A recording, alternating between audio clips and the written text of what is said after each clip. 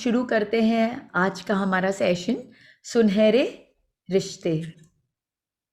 तो इस टॉपिक में जाने के पहले एक मैं रिसर्च, हार्वर्ड यूनिवर्सिटी, हम सभी जानते हैं हार्वर्ड यूनिवर्सिटी को, किसी को बताने की ज़रूरत नहीं है कि कितनी बड़ी यूनिवर्सिटी है। तो इन्होंने कुछ बहुत महत्वपूर्ण रिसर्च किए हैं in the field of happiness in relationship. तो मैं उसकी कुछ रिसर्च रिपोर्ट्स आपसे शेयर करना चाहूँगी। अभी हाल ही में हार्वर्ड यूनिवर्सिटी ने हैप्पीनेस के ऊपर में एक रिसर्च किया कि what will make you happy. उन्होंने 20 से 30 वर्ष की आयु के युवाओं को इंटरव्यू किया और उनसे ये पूछा कि आपको क्या लगता है कि आप क्या पाओगे जिससे आपको हैप्पीनेस मिलेगा। तो जितने भी युवा थे उसमें से 80% ने कहा कि अगर हम अमीर हो जाएंगे, रिच हो जाएंगे तो हम बहुत हैप्पी होंगे। 50% ने कहा कि अगर हम फेमस हो जाएंगे, बहुत प्रसिद्ध हो जाएंगे, फेमस हो जाएंगे तो हम हैप्पी होंगे। और वो कॉन्स्टेंटली मेहनत करते रहे कि किस तरह से वो ज़्यादा से ज़्यादा हार्डवर्क करें ताकि वो रिच हो सके, फेमस हो सके। लेकिन यहाँ पे मेरे सामने अब जितने भी लोग हैं सभी बहुत अनुभवी हैं। तो आपको क्या लगता है कि इन युवाओं ने जो एक सोच रखी कि भाई 80% ने कहा कि अमीर होके हम खुश हो पाएंगे, 50% ने कहा कि हम फेमस होके हो पाएंगे, आपको क्या लगता है कि ये करेक्ट था? क्या वो सिर्फ रिच होके या फेमस होके हैप्पी हो सकते हैं? क्या लगता है आपको कि अगर हम लॉन्ग टर्म हैप्पीनेस की बात करते हैं, बिकॉज यहाँ पे जब हम हैप्पीनेस की बात कर रहे हैं तो शॉर्ट टर्म हैप्पीनेस की बात नहीं कर रहे हैं, आजकल और परसों की बात नहीं कर रहे हैं, हम 10 साल बाद, 20 साल बाद, 30 साल बाद, और उस क्षण जब हमें शरीर त्यागना पड़ेगा, उस क्षण हमारी मनोदशा क्या होगी, हमारी फीलिंग्स क्या होंगे, हमारे इमोशंस क्या होंगे? क्या आपको लगता है कि सिर्फ रिच होके या फेमस होके हम हैप्पीनेस कर पाए हो पाएंगे?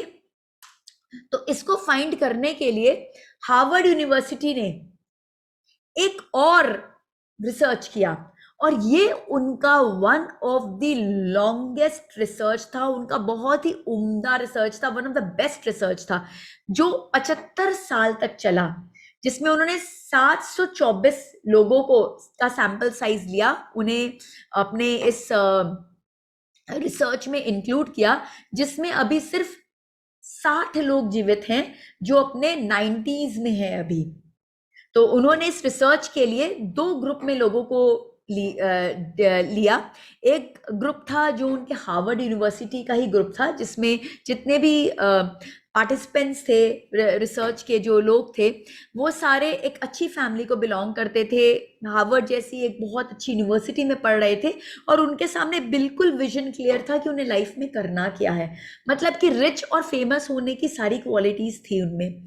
और उन्होंने साथ ही साथ सैंपल साइज में उन लोगों को भी लिया जो बॉस्टन स्ट्रीट से थे, स्लम में रहने वाले लोग थे। तो उन्होंने इस तरह से एक मिक्स लिया, लोगों का एक गुड मिक्स लिया, और उन पर उन्होंने 75 साल तक उनको कॉन्स्टेंटली वो मॉनिटर करते गए। और मॉनिटरिंग सिर्फ उनकी ऐसी नहीं थी कि क्वेश्चनर भेज दिया जिसे भर के उनको यस नो करके भेजना है, वो रेगुलरली एवरी 2 इयर्स में उनसे पर्सनली मिलते थे, उनके फोटोग्राफ्स कलेक्ट करते थे, उनके अचीवमेंट्स कलेक्ट करते थे, उनके हेल्थ रिपोर्ट्स कलेक्ट करते थे, उनकी फैमिलीज का भी इंटरव्यू लेते थे उनके बारे में। तो it was a very very very big research, जिस पर हार्वर्ड यूनिवर्सिटी ने बहुत मेहनत की, बहुत पैसे खर्च किए, बहुत समय लगाया। और इस रिसर्च की जो फाइंडिंग है कि लॉन्ग टर्म हैप्पीनेस में जो हमें लेके जाता है वो है good relationship. The study reveal that good relationship keeps us happier and healthier. हमें स्वस्थ एवं हमें खुश, सिर्फ और सिर्फ स्वस्थ रिलेशनशिप, सुनहरे रिश्ते, रिश्तों की जोड़ जब बहुत मजबूत होती है और उसमें मिठास होती है, तभी हम खुश रहते हैं और हम स्वस्थ रहते हैं। ये इतने बड़े रिसर्च का ये रिजल्ट आया। और इसकी तीन बिग फाइंडिंग्स थी। सबसे पहला कि you need to be socially connected.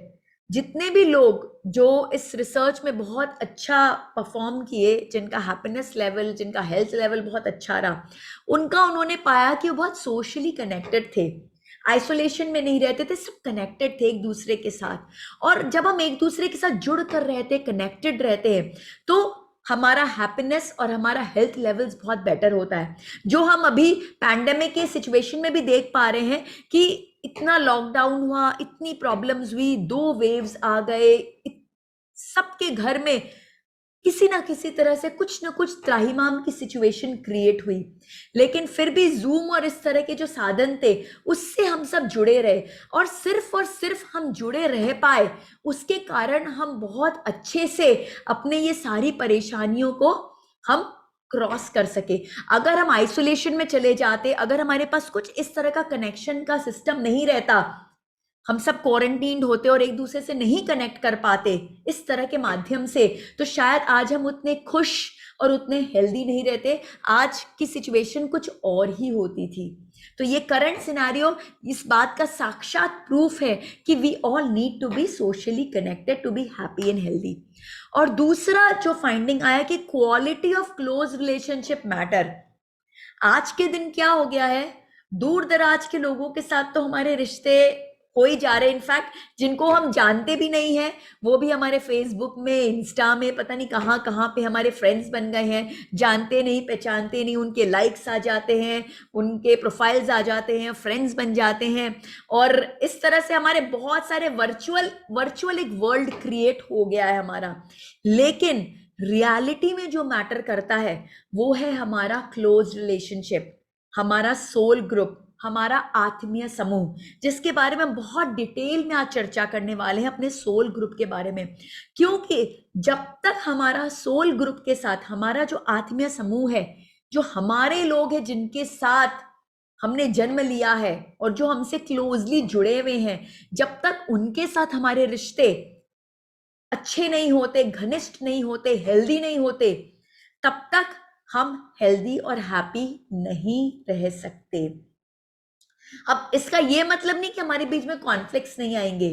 हम खाना पकाएंगे तो कढ़ाई के अंदर जब चम्मच जाएगी तो चम्मच और कढ़ाई से आवाज तो होगा ही, लेकिन कॉन्फ्लिक्ट का कारण क्या, वो इंपॉर्टेंट है। अगर कॉन्फ्लिक्ट का कारण कंस्ट्रक्टिव है, एक दूसरे के ग्रोथ के लिए है, so that means the quality is good. But अगर कॉन्फ्लिक्ट का कारण एक दूसरे को दबाने के लिए है, एक कंपटीशन की भावना से, एक स्पर्धा की भावना से, एक ईर्ष्या द्वेष की भावना से है, तो फिर वो क्वालिटी खराब है। तो आज हम यही सब चीजों के बारे में चर्चा करने वाले कि किस तरह से हम अपनी रिलेशनशिप की क्वालिटी को इंप्रूव कर सके। और तीसरा, good relationship not just protects our body but also our brain.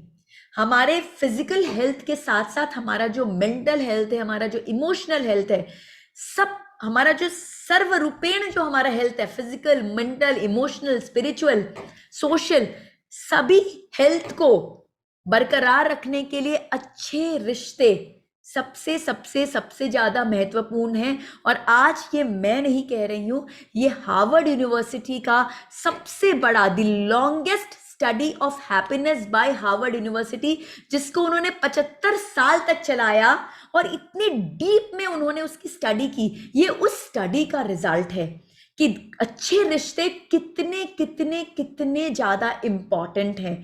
तो ये बात हम और आप नहीं कर रहे हैं, ये बात यूएस में हार्वर्ड यूनिवर्सिटी कर रही है। और यही मैं बताना चाहती हूं कि आज जिस चर्चा के लिए हम मिल रहे हैं, ये कोई छोटी मोटी चर्चा नहीं है। ये जो चर्चा है, ये हमें हैप्पीनेस और हेल्थ प्रदान करेगी, और यही दो चीज है जिसे हम प्राप्त करना चाहते हैं, good health and good happiness. और good health and good happiness की जो नींव है वो है गुड रिलेशनशिप। तो हम चलते हैं अपने गुड रिलेशनशिप के इस सत्र को अब हम प्रारंभ करते हैं। तो सबसे पहले, how do you achieve good relationship? अच्छे रिश्तों को आप कैसे अचीव करें? तो मैं एक छोटी सी कहानी है जो आपसे शेयर करना चाहूंगी। एक बार एक बूढ़े काका थे जो गांव के बाहर बैठे थे, रिलैक्स कर रहे थे, मजे ले रहे थे, बिल्कुल सूर्य भगवान का एंजॉय कर रहे थे। और तभी वहां से एक राहगीर क्रॉस किया, पूरा बैग वैग लेके वो चल के जा रहा था, और अचानक से बूढ़े काका को देखा और वो रुक गया। रुक के उसने पूछा कि काका, इस गांव में कैसे लोग रहते हैं? तो वो काका ने उत्तर देने की जगह वापस से प्रश्न किया कि अच्छा बेटा, तुम जिस गांव से आ रहे हो वहां पे कैसे लोग रहते हैं? तो जैसे उसने वो सुना, वो एकदम तनतना गया, बिल्कुल चेहरा लाल हो गया गुस्से से, और बिल्कुल गुस्सा। और उसने कहा आपने बेकार ही मुझे उनकी याद दिला दी, उस गांव की याद दिला दी, उससे छुटकारा पाने के लिए तो मैं वहां से निकला हूं। इतने बेकार लोग थे, इतने सेल्फिश थे, स्वार्थी थे, मतलबी थे। कैसे तो भी मैं वहां से पीछा छुटकारा पा के आ रहा हूं, और वही चेक करना चाहता हूं भाई यहाँ के लोग कैसे हैं। अगर बराबर है तो आऊंगा, नहीं तो आगे बढ़ूंगा। तो बूढ़े काका बोले बेटा अच्छा हुआ तू मुझसे मिल गया, भाग यहाँ से, बिल्कुल भी अच्छे नहीं, देख मैं भी बाहर बैठा हूं, मैं भी बाहर बैठा हूं, भाग यहां से, एकदम यहाँ रुकना नहीं। तो फिर वो बोला अच्छा हुआ, अच्छा हुआ आप मिल गए, बेकार में वहां से निकला, यहां फंस जाता था, मैं तो बढ़ता हूं। तो चला गया। काका बैठे रहे। थोड़ी देर बाद एक और राहगीर आया, वैसे ही बैग वैग लेके आया, काका के पास में रुका, देखा, जैसे ही देखा उसके चेहरे पे मुस्कुराहट आई। उसने प्रणाम किया उनको, बोले प्रणाम काका, बाहर क्यों बैठे हुए हो गांव के? अच्छा मैं ऐसे पूछना चाह रहा था यहाँ पे कैसे लोग हैं? तो काका ने पूछा बेटा कहीं से तो तुम आ रहे होगे, तो जहां से आ रहे हो वहां कैसे हैं? तो उसने कहा कि काका आपने क्यों मुझे उनकी याद दिला दी, और उसके नेत्रों से अश्रुधारा बहने लगी। बोला मुझे इतने प्यारे लगते वो लोग, लेकिन मैं क्या करूं, मेरा काम ही ऐसा है कि मैं एक जगह रह के काम नहीं कर सकता, मुझे हर थोड़े समय में अपना गांव बदलना ही पड़ता है। तो मेरा बिल्कुल मन नहीं हो रहा था छोड़ने का, ना उनका हो रहा था ना मेरा हो रहा था, लेकिन क्या करूं, यही मेरा भाग्य है कि मुझे जाना पड़ता है। तो बस मैं यहाँ आया हूं कि यहाँ पे लोग कैसे हैं, तो मैं उस हिसाब से यहाँ पे रुकता हूँ, क्योंकि उनकी याद मुझे बहुत सता रही है। तो बूढ़े काका बोलते बेटा तुम एकदम परफेक्ट जगह आए हो, यहाँ पे भी लोग इतने अच्छे कि देख मैं बाहर बैठा हूं कि कोई और अगर अच्छा इंसान आता है तो उसको यहीं लेके जाऊं। इतना अच्छा गांव है ये, बहुत प्यारा गांव है, बिल्कुल प्यार से भरा हुआ है, तुम्हारे लिए तो यही बेस्ट है, और यहीं पे तुम हमेशा के लिए बस जाना। तो क्या कारण था कि वो बूढ़े काका ने जो पहला इंसान था उसको कहा भाग जा, बिल्कुल बेकार है यहाँ पे और तेरे कोई काम के नहीं, और जो दूसरा था उसको कहा कि बस यहीं पे परमानेंटली बस जा? तो कारण क्या था? क्या बूढ़े काका झूठ बोल रहे थे? बिल्कुल भी नहीं, वो बिल्कुल झूठ नहीं बोल रहे थे, क्योंकि हम जैसे होते हैं ना, हमें वैसे ही लोग मिलते हैं। किसी का कोई दोष नहीं, वही इंसान एक को बहुत प्रिय होता है और दूसरे को बिल्कुल आंखों में फटकता ही नहीं है। इंसान वही है, लेकिन एक को प्यारा लग रहा है और दूसरे को नहीं लग रहा है, क्या कारण है? तो life is like a mirror reflecting what you do, you give it a smile and a smile comes to you. हमारा जो जीवन है ना, यह एक आईने के समान है। अब जब इसे स्माइल देते हैं तो हमें रिटर्न में स्माइल मिलता है, और जब हम फ्राउन करते हैं तो हमें फ्राउन मिलता है, गुस्सा देते हैं तो गुस्सा मिलता है, प्रेम देते हैं तो प्रेम मिलता है। हम जो देते हैं हमें वही वापस मिलता है। ये सीधा साधा सिद्धांत है रिश्तों का। अगर मुझे सिर्फ अगर 5 मिनट मिला होता था इस सेशन के लिए तो मैं यहीं पे दी एंड कर देती थी, क्योंकि इसके आगे कुछ बताने के लिए बचता ही नहीं है। आप जो रिश्तों में डालोगे आप वही पाओगे, बात यहाँ पे खत्म हो जाती है। तो आपको अगर रिश्ता चाहिए ऐसा कि प्रेम से भरा हो, करुणा से भरा हो, कंपैशन से भरा हो, तो आप वो सब डालें। और अगर आप चाहते हो कि जहां आप जाओ वहां लोग आपको घृणा करें, आपको नफरत करें, बिल्कुल जेलस की फीलिंग रखें, ईर्ष्या रखें, द्वेष रखें, अहंकार रखें, तो आप वो डालिए। आपको जो चाहिए आप वो डालिए, क्योंकि जो रिश्ते हैं ना वो लॉ ऑफ नेचर को फॉलो करते हैं। Simple simple law of nature. तो क्या है law of nature? Give first. हमें अगर आम चाहिए तो हमें क्या करना पड़ता है? खाली हम बोल देते प्रकृति को कि हमें आम दो, मिल जाएगा क्या? कभी नहीं। हमें पहले बीज देना पड़ता है प्रकृति के, पृथ्वी माँ के गर्भ में, जब हम उनके गर्भ में एक बीज डालते हैं तो हमें उससे पेड़ निकल के मिलता है। लेकिन तो हमें पहले क्या करना, पहले देना पड़ता है। अगर बिना वो बीज दिए हम बोलेंगे हमें फल दे दो, तो फल मिलेगा? सालों साल बीत जाएंगे, आप बैठे रह जाओगे और उसी पहले राहगीर की तरह कटुता से भरे रहोगे, कुछ नहीं हाथ आएगा। तो आपको क्या करना होगा, पहले बीजारोपण करना होगा। और बीजारोपण किसका? जो आप चाहते हो उसका। You reap what you sow. आप अगर आम चाहते हो तो आपको आम की गुठली डालनी होगी। संतरा चाहते हो तो संतरे के बीज डालने होंगे। आप चाहते हो और आम और डालोगे संतरे के बीज तो आम कभी नहीं मिलेंगे। तो आप जैसा रिश्ता चाहते हो आपको वैसे बीज बोने पड़ेंगे और पहले बोने होंगे। You have to give first, rule number 1। And दूसरा, जो चाहते हैं उसी का बीजारोपण कीजिए। और तीसरा क्या, एक बीज डालने से खाली एक ही आम मिलेगा? एक ही आम मिलेगा क्या? नो, असंख्य, एक्सपोनेंशियल।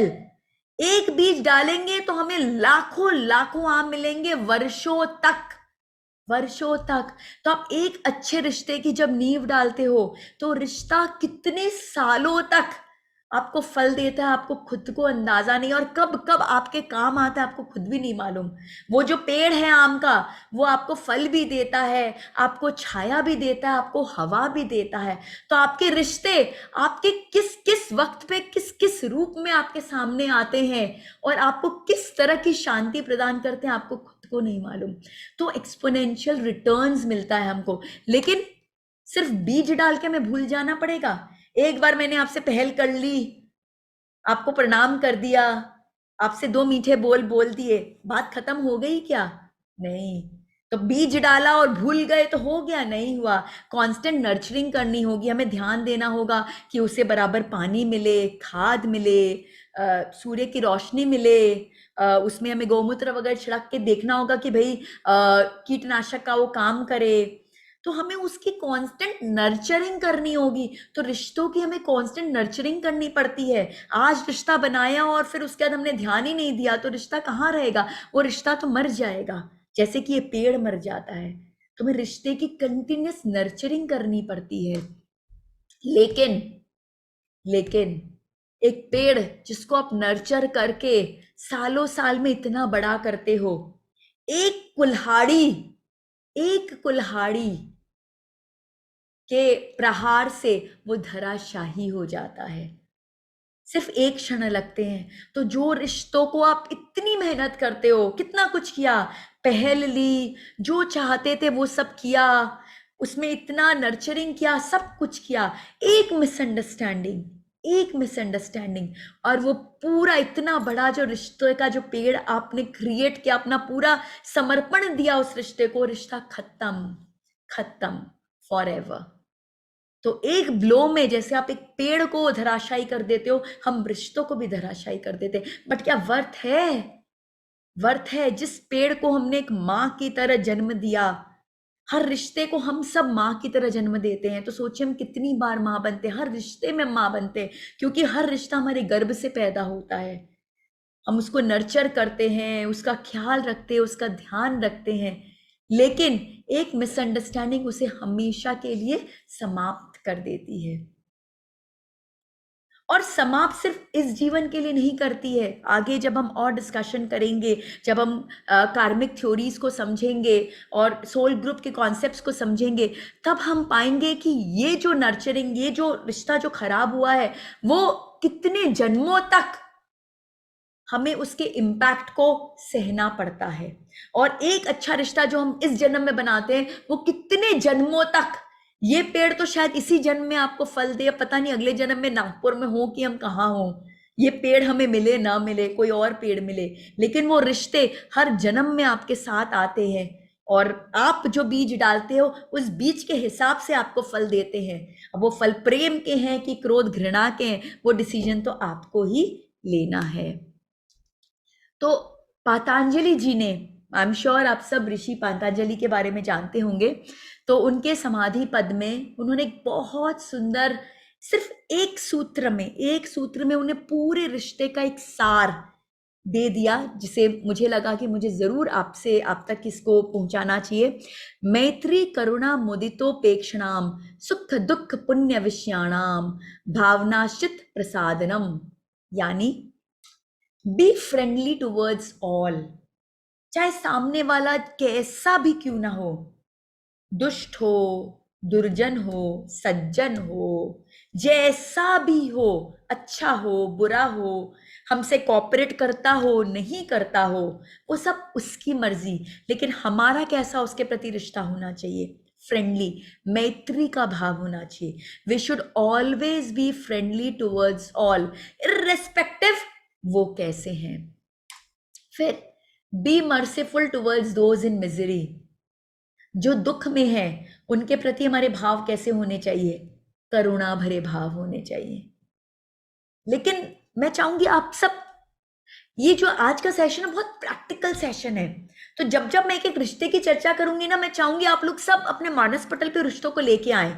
जैसे हमने अभी डिस्कस किया बी फ्रेंडली टुवर्ड्स ऑल, तो अपने अंदर से जज करते जाए, क्या मैं फ्रेंडली हूं, कोई बात नहीं अगर नहीं है, क्योंकि हम में से कोई भी परफेक्ट नहीं है, कहीं ना कहीं कुछ ना कुछ चीजों में हम भी गड़बड़ कर रहे हैं, बट मेन बात क्या है कि हमें इंप्रूव होना है, दैट इज मोस्ट इंपॉर्टेंट। तो अगर कहीं हमें लग रहा है कि yes this area needs improvement, immediately make a note of it कि यस मुझे इसे इंप्रूव करना है। तो पहला, बी फ्रेंडली टुवर्ड्स ऑल, क्या हमारा मैत्री का भाव है सबके प्रति, कोई हमारा क्रिटिसिज्म भी करता है, हमारी बुराई भी करता है, तो भी क्या हम मैत्री का भाव रख पाते हैं, कोई हमारे साथ कुछ और बिहेव करता है, अच्छा बिहेव नहीं करता, हम रख पाते हैं, क्योंकि जो अच्छा करते हैं उनके साथ तो हम रखते ही हैं, बट जो नहीं करते उनके साथ रखते हैं क्या। तो ऋषि पातंजलि का कहना है बी फ्रेंडली टुवर्ड्स ऑल, बहुत जरूरी है, और नहीं रखते हैं तो रखने की कोशिश करें, कोशिश करें, और कोशिश करते करते हम जरूर अचीव करेंगे। दूसरा, B merciful towards those in misery, तो अब ध्यान लाएं, अगर कोई दुख में होता है, अगर कोई दुख में होता है, आपके अंदर कैसी भावनाएं आती हैं, आप उनके लिए करुणा का भाव फील करते हैं, कि मन में लगता है अरे ऐसा ही था ये तो, कितना डींगे हाँकता था, कितना ये करता था, कितना वैसा करता था, देखो सबक मिल गया, अब आया ऊंट पहाड़ के नीचे, ऐसी फीलिंग आती है कि कैसी फीलिंग आती है। हमें बहुत इंपॉर्टेंट है जज करना, अगर कोई इंसान दुख में है, वो चाहे जैसा भी है, दुर्जन ही क्यों ना हो, दुष्ट ही क्यों ना हो, अगर कोई दुख में है तो हमारे हृदय में कैसी भावना होनी चाहिए, करुणा भरी भावना होनी चाहिए। तो be merciful towards those in misery. तीसरा, be happy with those who are happy, जो सुख में है उनको देख के हमें क्या होना है, खुश होना है। बट इसको भी लेके थोड़ा जज करते हैं हम हो पाते हैं क्या। दूसरे जब खुश, सिंपल फेसबुक कोई खोले, लोगों के सब स्माइलिंग फोटोज आते हैं, वो स्माइलिंग फोटोज देख के आपके मन में कैसी फीलिंग आती है, सबको देख के खुशी होती है कि कुछ कुछ को देख के थोड़ी सी ईर्ष्या भी होती है कि पता नहीं क्या है, हर महीने हॉलीडे पे चली जाती है, पता नहीं क्या है, इसका बच्चा हर समय कुछ ना कुछ अवार्ड जीत ही लेता है, पता नहीं क्या है, इसके पति हर समय कुछ ना कुछ गिफ्ट लेके ही आ जाते हैं, पता नहीं क्या है, इसके सास ससुर सर पे चढ़ा के रखते हैं इसको। सोचना है हमें, be happy with those who are happy, अगर कोई खुश है तो उसकी खुशी में खुश होइए। हमारे यहाँ पे विरोधाभास रहता है, जो दुखी होता है ना हम खुश होते हैं उसको देख के, और जो खुश होता है ना हम ये सोच के कि उसके पास है और मेरे पास नहीं है, हम दुखी हो जाते हैं। तो क्या होना है हमें, B friendly towards all, B merciful, जो दुख में है उसके प्रति करुणा का भाव होना चाहिए, जो सुख में है उनके प्रति क्या होना चाहिए, हमें खुश होना चाहिए, और be indifferent towards the wicked, और जो दुष्ट है, दुराचारी है, जो ठीक नहीं है, दुर्जन है, उनके प्रति क्या भाव होना चाहिए, उनके प्रति हमें इनडिफरेंस का भाव होना चाहिए, अपेक्षा का भाव होना चाहिए, हमें दिमाग ही नहीं लगाना है उनके प्रति, हमें लेकिन उनकी निंदा नहीं करनी है। ऋषि पतंजलि ये नहीं कह रहे कि निंदा करो जो अच्छे नहीं है, वो क्या कह रहे, बी इंडिफरेंट।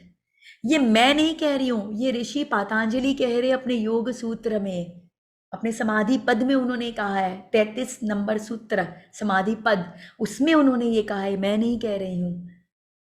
क्योंकि जब हम इस तरह का जीवन जीते हैं ना, तो हमें कर्म दोष नहीं लगता। आगे कर्मों की बहुत डिटेल में हम चर्चा करने वाले हैं, और हमारे रिश्ते घनिष्ठ होते जाते हैं। हमें सब जगह से कॉपरेशन प्राप्त होता है, क्योंकि जब हम, जो लोग खुश हैं उनको देख के जब हम खुश होते हैं ना, तो ब्रह्मांड को मैसेज क्या जाता है कि इसे खुशी अच्छी लगती है, तो इसको भी खुशी देना। और जब हम दुखी वाले लोगों को देख के खुश होते हैं, तो ब्रह्मांड क्या सोचता है, इससे लगता है दुख बड़ा अच्छा लगता है, इसे भी दुख चाहिए, तो इसको दुख दो। आप समझ रहे हैं मैं क्या कहना चाह रही हूं? और जब हम दुर्जन के साथ इनडिफरेंस की जगह कुछ और भाव रखते हैं, तो क्या होता है, हम उनके कार्मिक में हस्तक्षेप कर रहे हैं, हम इन्वॉल्व हो रहे हैं उनके साथ में। हमें ऐसे लोगों से इन्वॉल्व ही नहीं होना है, हमें उनसे दूर रहना है, हमें उनसे कोई कार्मिक ट्रांजैक्शन क्रिएट ही नहीं करना है। हमें कैसा रहना है, B friendly towards all, simple, एक मंत्र, सबके साथ मैत्री भाव। मैत्री भाव जगत में मेरा, सब जीवों से नित्य रहे, सिंपल। तो ये पातंजलि योग सूत्र में ऋषि पातंजलि ने जो हमें ज्ञान दिया था, वो मैंने आपके सामने प्रेजेंट किया।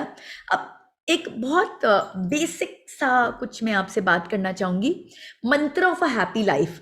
तो बेसिकली लाइफ में क्या होता है, लाइक्स एंड डिसलाइक्स, लाइक और डिसलाइक, इसी पे हमारा पूरा जीवन चलता है। तो जब I like somebody and somebody likes me, दोनों तरफ लाइक है, तो क्या होता है, अब हरी बत्ती जल जाती है, राइट, हरी बत्ती, ग्रीन जोन में हम आ जाते हैं, इंजॉय। अगर ऐसे लोगों के साथ हमारा रिश्ता है जिनको मैं भी पसंद करती हूं और वो भी पसंद करते हैं, तो ये आइडियल कंडीशन है। इनफैक्ट हमारी पूरी चेष्टा, और इस जो आज का जो सेशन है, ये सेशन हमने डिजाइन ही इसलिए किया है और इस पर हम मेहनत इसीलिए कर रहे हैं कि हम सब इस ग्रीन जोन में आ सके, कि हम भी सबको पसंद करें और सब भी हमें पसंद करें, वो दूसरे राहगीर की तरह, कि ना उसे गांव छोड़ने की इच्छा हो रही थी, ना लोगों को उसे छोड़ने की इच्छा हो रही थी। तो हम सब इस ग्रीन जोन में फॉल करें, that people also like us and we also like people। but life में सिचुएशन हर समय ऐसी नहीं होती।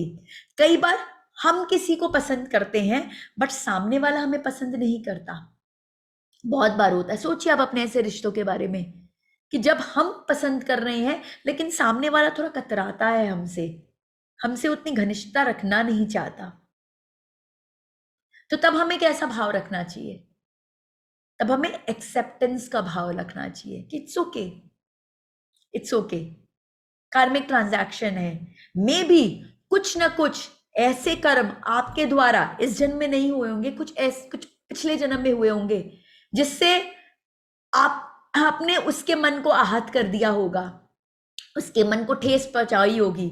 और हमारा मनोमय कोश जो है ना, जो हमारा मन, माइंड बॉडी जो हमारा है, वो बहुत स्ट्रांग है।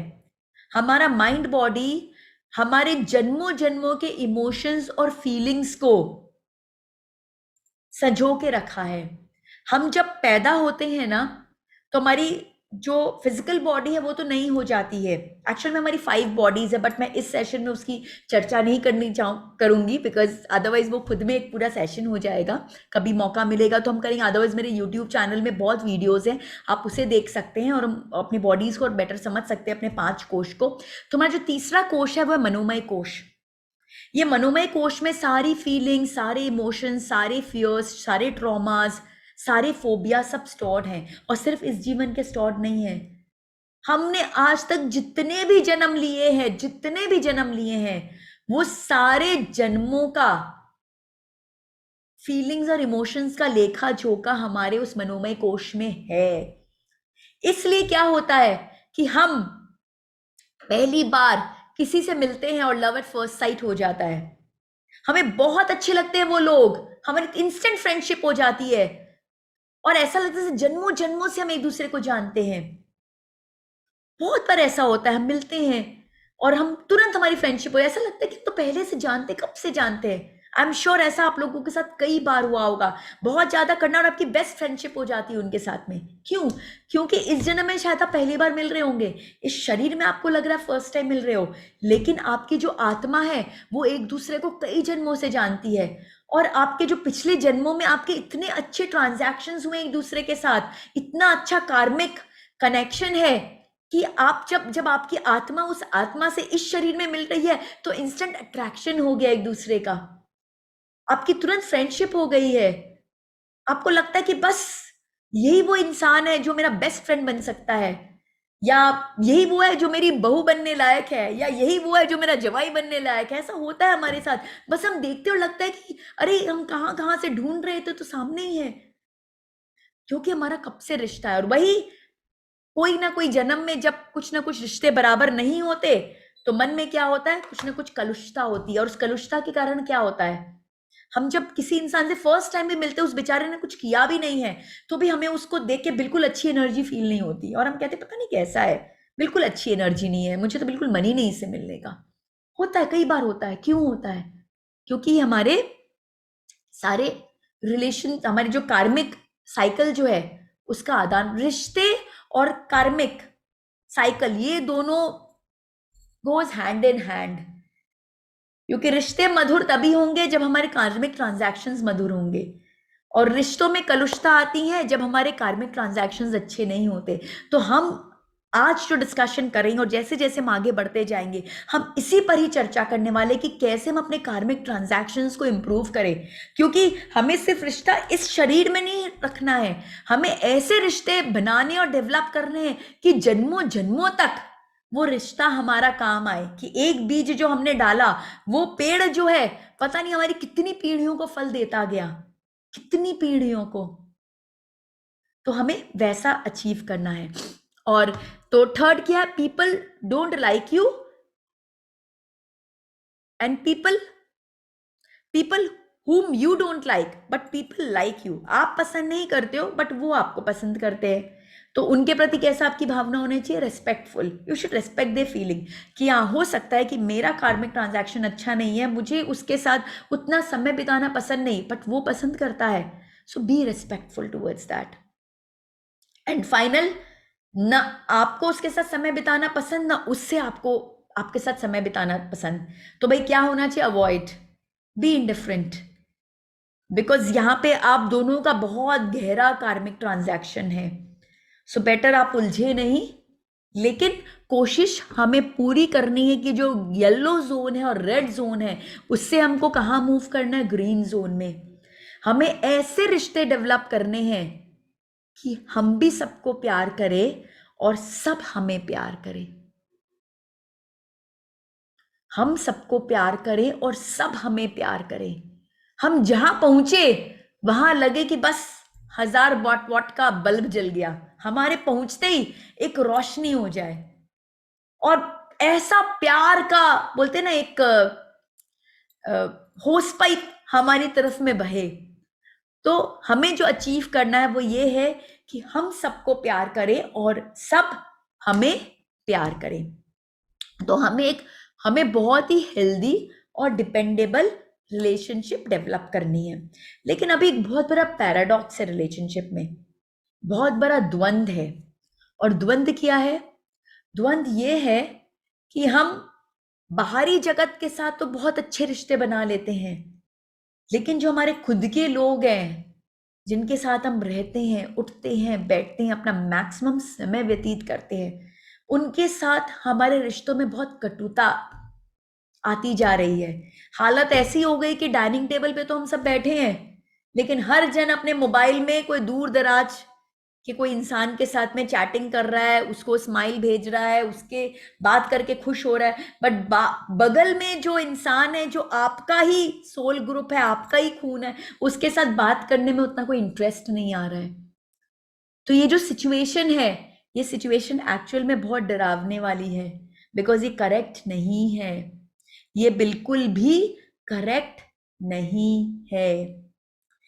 क्योंकि हम जितने भी रिश्ते पूरे दुनिया में बना लें बहुत अच्छी बात है, बट मेजॉरिटी जो हमें हमें जो ग्रोथ की तरफ लेके जाएगा, जो हमें अपने कार्मिक साइकिल से बाहर निकालेगा, जो अल्टीमेटली जो हमें एक सत्यचित आनंद को प्रोवाइड करेगा, हमें जो आनंद देगा, रियल आनंद, अब बाहर के जितने भी लोगों से जितना भी मिल लो, जितना भी कुछ कर लो वो क्षणिक होता है, बट जो रियल खुशी होती है वो अपनों के साथ आती है, आपके सोल ग्रुप के साथ में आती है।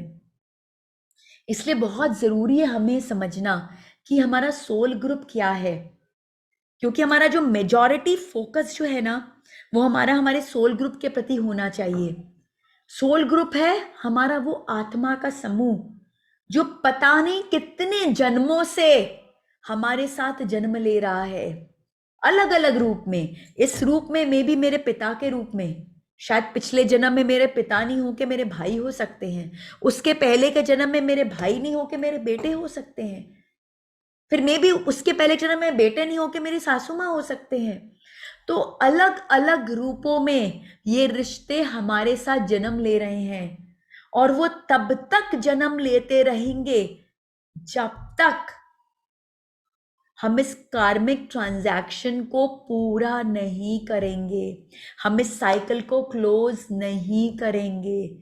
जब तक कुछ ना कुछ लेन देन बाकी रहेगा तब तक हम जन्म लेते रहेंगे, हमें मुक्ति नहीं मिलेगी। एक छोटी सी कहानी आपको सुनाना चाहूंगी। एक बार एक नेवला था जिसने सांप पर अटैक किया और उसे दबोच लिया। जैसे ही उस नेवले ने सांप पर अटैक करके उसको दबोचा, तभी वहां पे एक संत थे जो बहुत गहरे ध्यान में थे।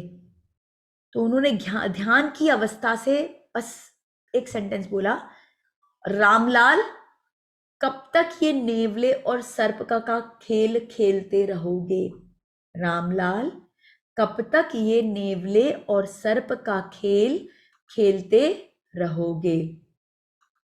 तो ये सुनते ही जो नेवला था वो स्तब्ध हो गया, एकदम फ्रीज हो गया लाइक अ स्टैचू, और उसे जाति स्मरण हो गया। उसे अपने पूर्व भव के उस जो संत थे, बहुत पहुंचे हुए संत थे, तो वो संत के हेल्प से, उनके गाइडेंस से, उनके तपश्चर्या से उस नेवले को स्मरण हुआ उसके पूर्व जन्म का, और बहुत जन्म पहले उसका नाम था, उस नेवले का नाम था रामलाल, और जिस सांप को उसने दबोचा था उसका नाम था श्यामलाल। और रामलाल और श्यामलाल उस जन्म में सांप और नेवले की तरह फाइटिंग नहीं करते थे, वो बेस्ट फ्रेंड्स थे, बेस्ट फ्रेंड्स, फ्रेंड्स भी थे, बिजनेस पार्टनर भी थे, मतलब पूरी दुनिया के लिए वो आदर्श थे, आदर्श। सब कहते थे सगे भाई भी इतने क्लोज नहीं होंगे जितने वो थे। लेकिन एक मिसअंडरस्टैंडिंग उनकी बिजनेस में हुई और वो दोनों एक दूसरे के जानी दुश्मन बन गए, जानी दुश्मन। और इतना उन्होंने एक दूसरे के प्रति आक्रोश भर लिया एक दूसरे अपने मन में कि अगला जन्म उन्होंने क्या लिया, एक ने सांप का लिया, एक ने नेवले का लिया। जिसने नेवले का लिया उसने सांप पर अटैक किया, उसे मारा। अगले जन्म में जो सांप बना था वो नेवला बना, और जो नेवला बना वो सांप बना, फिर उसने उस पर अटैक किया। अगले जन्म में फिर सीन चेंज, फिर अगले जन्म में फिर सीन चेंज। इस तरह से पता नहीं उन्होंने असंख्य जन्म नेवले और सांप, नेवले और सांप बन के ले लिए। और अब इस जन्म में वो संत की कृपा से जैसे ही वो रामलाल जो नेवला बना था उसे इस बात का ज्ञान हुआ, उसने तुरंत अपना मुंह खोला और उस सांप को रिलीज किया, छोड़ा, और इस कार्मिक साइकिल को वहां पे स्टॉप किया जो पता नहीं कितने जन्मों से चला आ रहा है। तो यही कहानी हमारे साथ भी होती है। इस जन्म में हम थोड़े पावरफुल होते हैं तो हम थोड़ा दबा देते हैं। अगले जन्म में जो दबा हुआ इंसान होता है, जो प्रताड़ित हुआ इस जन्म में हमसे, वो हमें प्रताड़ना देता है, फिर हम वो आक्रोश भरते हैं अपने अंदर, फिर अगले जन्म में हम पावरफुल पैदा होते हैं, हम उस पर प्रताड़ना करते हैं, और ये साइकिल चलता रहता है। बट इस साइकिल से हमको क्या फायदा होगा? ऐसे ही हम जन्म मरण जन्म मरण जन्म मरण देते रहेंगे। हमारा अल्टीमेट उद्देश्य क्या है? हमारा अल्टीमेट उद्देश्य है कि हम रिश्तों को मधुर बनाएं, ताकि हमारा असेंशन हो सके, हमारा स्पिरिचुअल ग्रोथ हो सके, और अपने भव को इम्प्रूव करें। इस मनुष्य से हम वापस सांप और नेवले के भव में जाना चाहते हैं कि मनुष्य से हम और ऊंचे भव में जाना चाहते हैं? तो ये डिसीजन हमें लेना बहुत इंपॉर्टेंट है। और वो तभी हम कर पाएंगे जब हम अपने सोल ग्रुप के साथ में, हमारा जो आत्मा का समूह है उसके साथ में हम रिश्तों को अच्छा करें, क्योंकि यही आत्मा का समूह है जिनके साथ हमारा मैक्सिमम कार्मिक ट्रांजैक्शन है।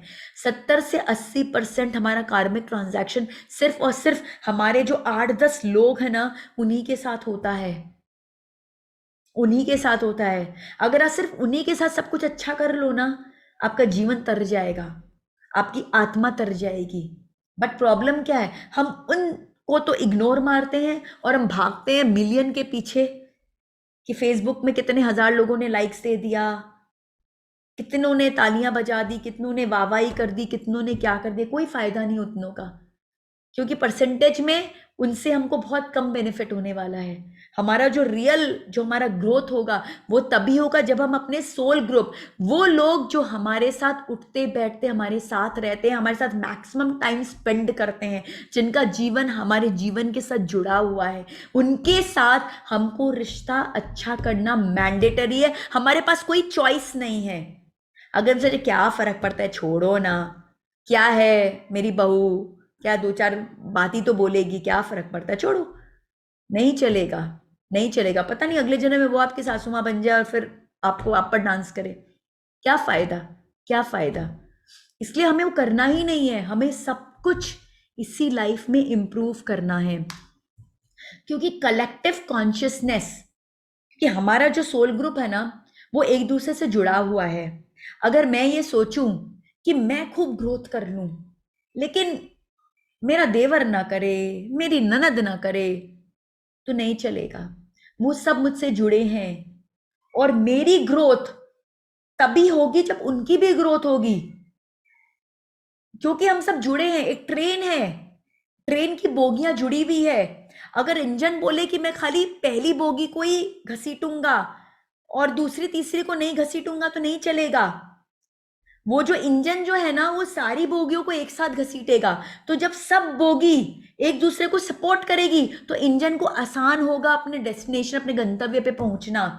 लेकिन अगर एक बोगी दूसरे बोगी के साथ झगड़ा करेगी तो क्या होगा, वो इंजन नहीं पहुंच पाएगा।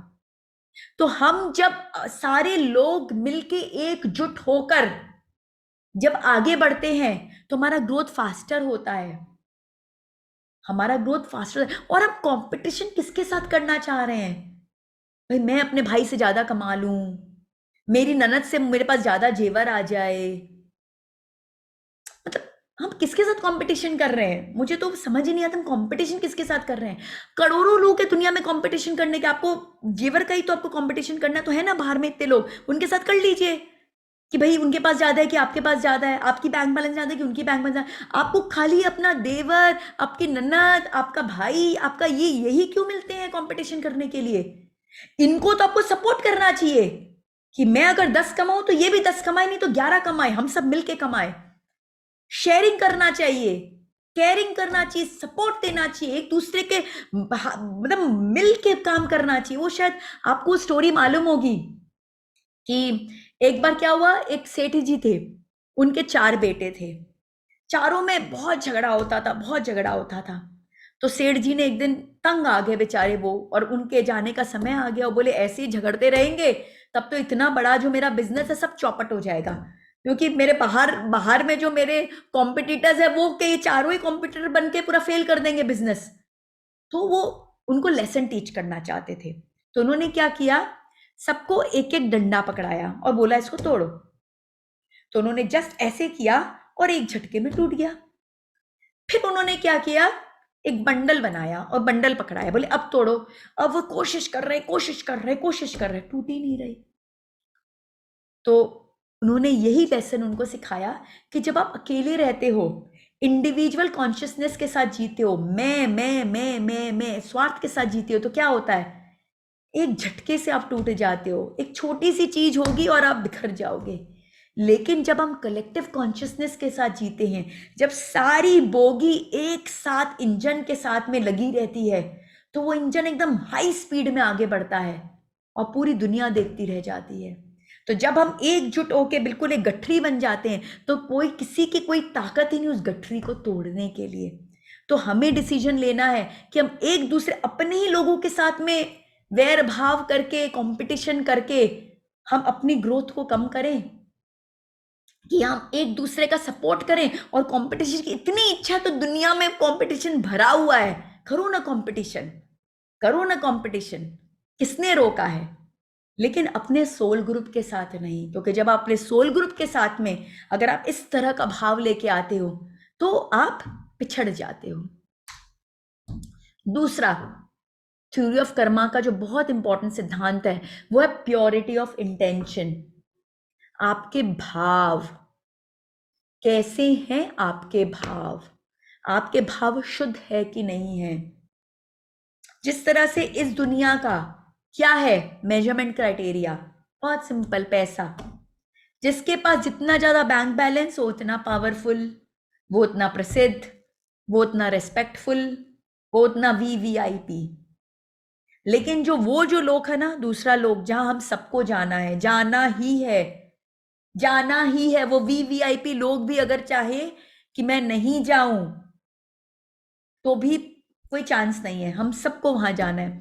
उस लोक का जो करेंसी है ना, वो ये पैसा नहीं है, उसका क्या है? उसका ये भाव, शुद्ध भावना। तो हम जो काम शुद्ध भावना के साथ करते हैं वो पुण्य होता है, और जो काम हम दूषित भाव के साथ करते हैं वो पाप होता है। सिंपल। अगर शुद्ध भावना से बोला हुआ झूठ भी 100 सच से ज्यादा पुण्य वाला है, लेकिन अशुद्ध भावना से बोला हुआ सच भी 100 झूठ से ज्यादा पाप देने वाला है। तो इसलिए रिश्तों में हमारी भावना कैसी बहुत इंपॉर्टेंट है। मधु कैटभ तो आप सब जानते होंगे, दुर्गा सप्तशती का पहला अध्याय है मधु कैटभ। 2 दैत्य थे, मधु और कैटभ। तो मधु मतलब क्या? चापलूस। और कैटभ मतलब क्या? कि जो हमेशा एक दूसरे क्रिटिसाइज करता हो, वे बिच्छू की तरह काटता रहता हो। तो हमारे जीवन में बहुत मधु हमें मिलेंगे, चापलूस,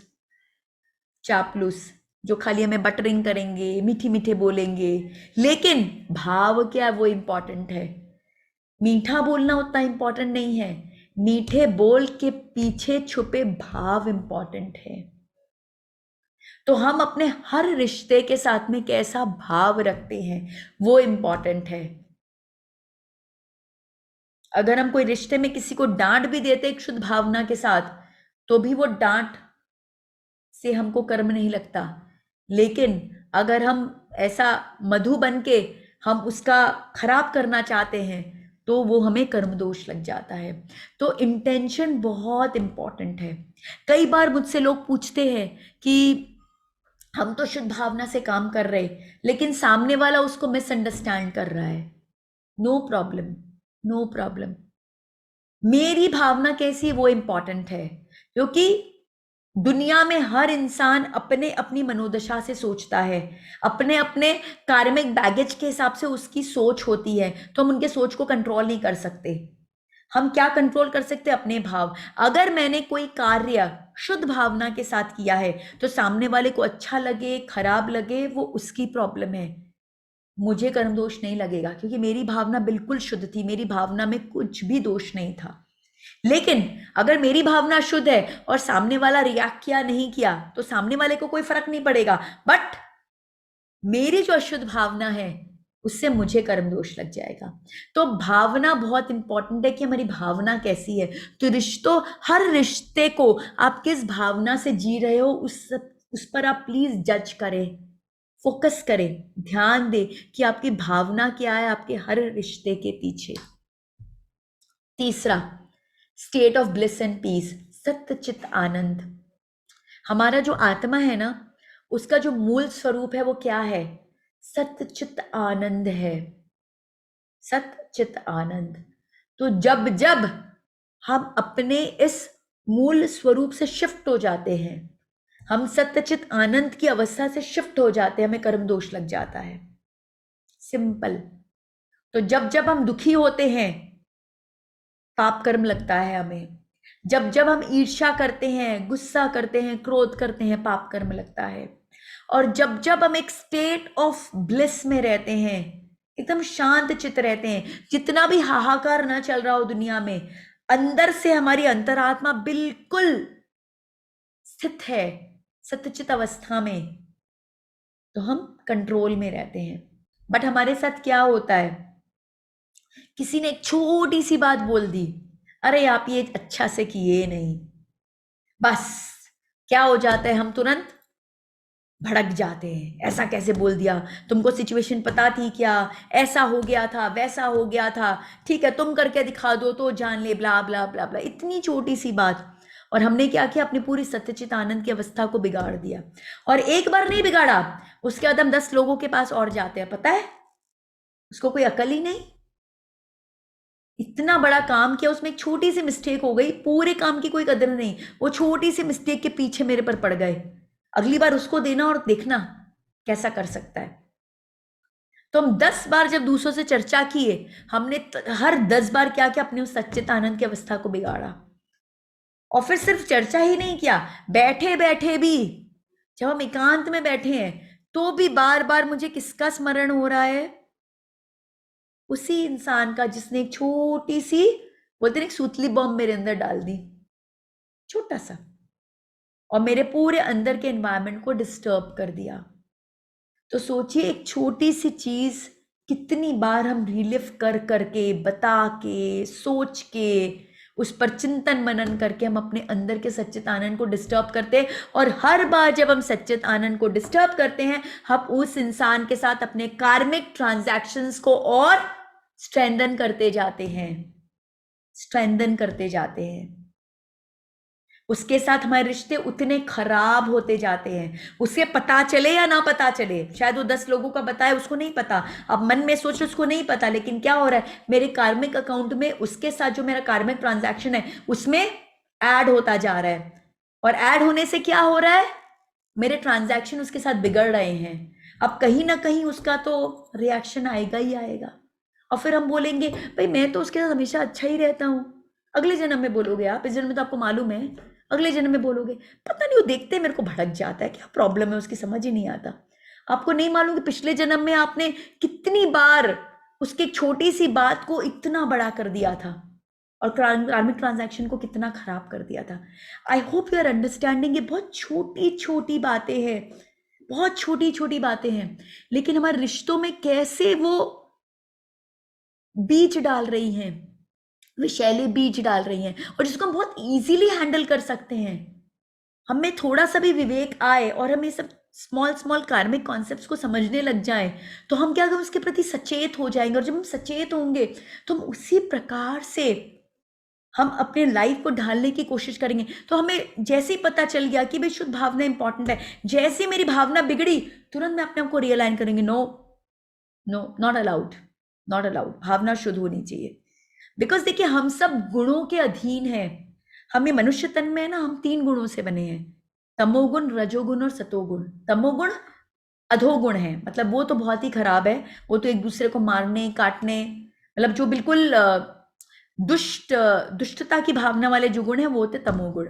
रजोगुण होते हैं कि भाई दुष्टता वाले वो नहीं होते, बट हमारी सेल्फिश इंटेंशंस होती है कि भाई कैसे मेरे को मैक्सिमाइज कर सकूं। तो हम जो है मैक्सिमम रजोगुण में हम जीते हैं। और सतोगुण में क्या होता है, एक विन विन कॉन्सेप्ट होता है, जिसमें हम सबके साथ में एक अच्छा रिलेशन रखते हैं। सेल्फिश भावना हमारी नहीं होती, हमारे अंदर परोपकार की भावना होती है, लेकिन तब भी हमारे अंदर गुण है। और जब तक हमारे अंदर ये तीनों गुणों की अधिकता है, सतोगुण, तमोगुण, रजोगुण, तब तक क्या होगा, हम गुणों के अधीन रहेंगे। और जब हम गुणों के अधीन रहेंगे तो हमारे अंदर ये लोभ, मोह, ईर्ष्या, द्वेष, अहंकार, इस तरह के विकार होंगे ही होंगे। हम अगर सोचे कि मेरे अंदर ये फीलिंग ही ना आए, मेरे अंदर ये फीलिंग ही ना आए कि भाई उसके प्रति मेरे को द्वेष नहीं हो रहा, या मेरा कुछ अच्छा हुआ तो मेरे को अहंकार नहीं हो रहा, वो हो ही नहीं सकता, इट इज इम्पॉसिबल। मेरे अंदर फीलिंग आएगा, लेकिन इंपॉर्टेंस क्या है, इंपॉर्टेंट वो है कि मैं अपनी इस फीलिंग को देन एंड देयर स्टॉप कर दूं। That is what is important. कि भाई मैंने ये सेशन लिया, सपोज आपको बहुत अच्छा लगा और आप लोगों ने बहुत अच्छी अच्छी बातें बोली, तो नेचुरली अहंकार का बीज मेरे अंदर पनपेगा, पनपेगा ही पनपेगा, क्योंकि मैं इंसान हूं, मैं तीनों गुणों के वशीभूत हूं, इसलिए हर क्षण मेरा टेस्ट हो रहा है। बट मुझे क्या करना होगा, जैसे ही पनपा तुरंत उसे रौंद देना होगा। No no no, not allowed, निषेध है। मेरे बारे में कोई बुरा बोलेगा तो तुरंत मेरे अंदर क्या होगा, मेरे अंदर क्रोध पनपेगा, तुरंत मुझे क्या करना होगा, नो, नॉट अलाउड। मेरे लेवल का कोई इंसान होगा, कुछ अच्छा कर रहा होगा, उसकी वाहवाही होगी तो मेरे अंदर क्या होगा, ईर्ष्या पैदा होगा ही होगा। मैं बोलूं नहीं होता, इट इज इम्पॉसिबल, नहीं पॉसिबल है, नहीं पॉसिबल है। जब तक हम मनुष्य हैं नहीं पॉसिबल है। जब हम इसके आगे हमें मोक्ष की प्राप्ति होगी, निर्गुण अवस्था में जाएंगे, हम तीनों गुणों से अधीन है, हम जब ये तीन गुणों से आगे निर्गुण की अवस्था में जाएंगे तब हम इन गुणों से बियॉन्ड चले जाएंगे, इसलिए उसको निर्गुण कहते हैं। अभी हम सगुण हैं, होगा ही होगा। लेकिन एक सतोगुणी इंसान क्या करता है, अपने अंदर सतोगुण के अलावा कोई भी गुण अगर पैदा होते हैं तो उसे रौंदने की कोशिश करता है कि खत्म खत्म, क्योंकि अगर वो नहीं रौंदेगा तो क्या होगा, सतोगुण से रजोगुण में चला जाएगा, और फिर रजोगुण में वो अगर ज्यादा लिप्त रहा तो रजो से तमो में चला जाएगा, तो उसका डाउनफॉल हो जाएगा, निश्चित डाउनफॉल होना। कितने बड़े बड़े ऋषि मुनि हैं जिनका ऐसे डाउनफॉल हो गया, ऐसे ही डाउनफॉल हो गया, सतो से रजो, रजो से तमो, और फिर जब उनको ध्यान आया तब फिर उन्होंने वापस से रिवर्स साइकिल शुरू की अपनी। तो हम मनुष्य आना ही है रिश्तों में, हर समय हर समय हर सेकंड हर रिश्ते के साथ ना ट्रांजैक्शन हो रहा है, और ये ईर्ष्या, द्वेष, मोह, लोभ, अहंकार, इस तरह की भावना क्रिएट हो ही रही है। लेकिन मुझे हर समय अलर्ट रहना है, हर समय जजमेंट करते रहना अपने हर इमोशंस का, क्योंकि मेरे अंदर इमोशन पैदा हो रहे हैं। जैसे ही मेरी ननद की बेटी बहुत अच्छा कुछ की, इमीडिएटली इमोशन आया, अरे मेरे बेटे तो ने किया नहीं। ये नहीं कि मुझे खुशी नहीं उससे, बट तुरंत क्या इमोशन, अरे मेरे बेटे ने तो किया नहीं।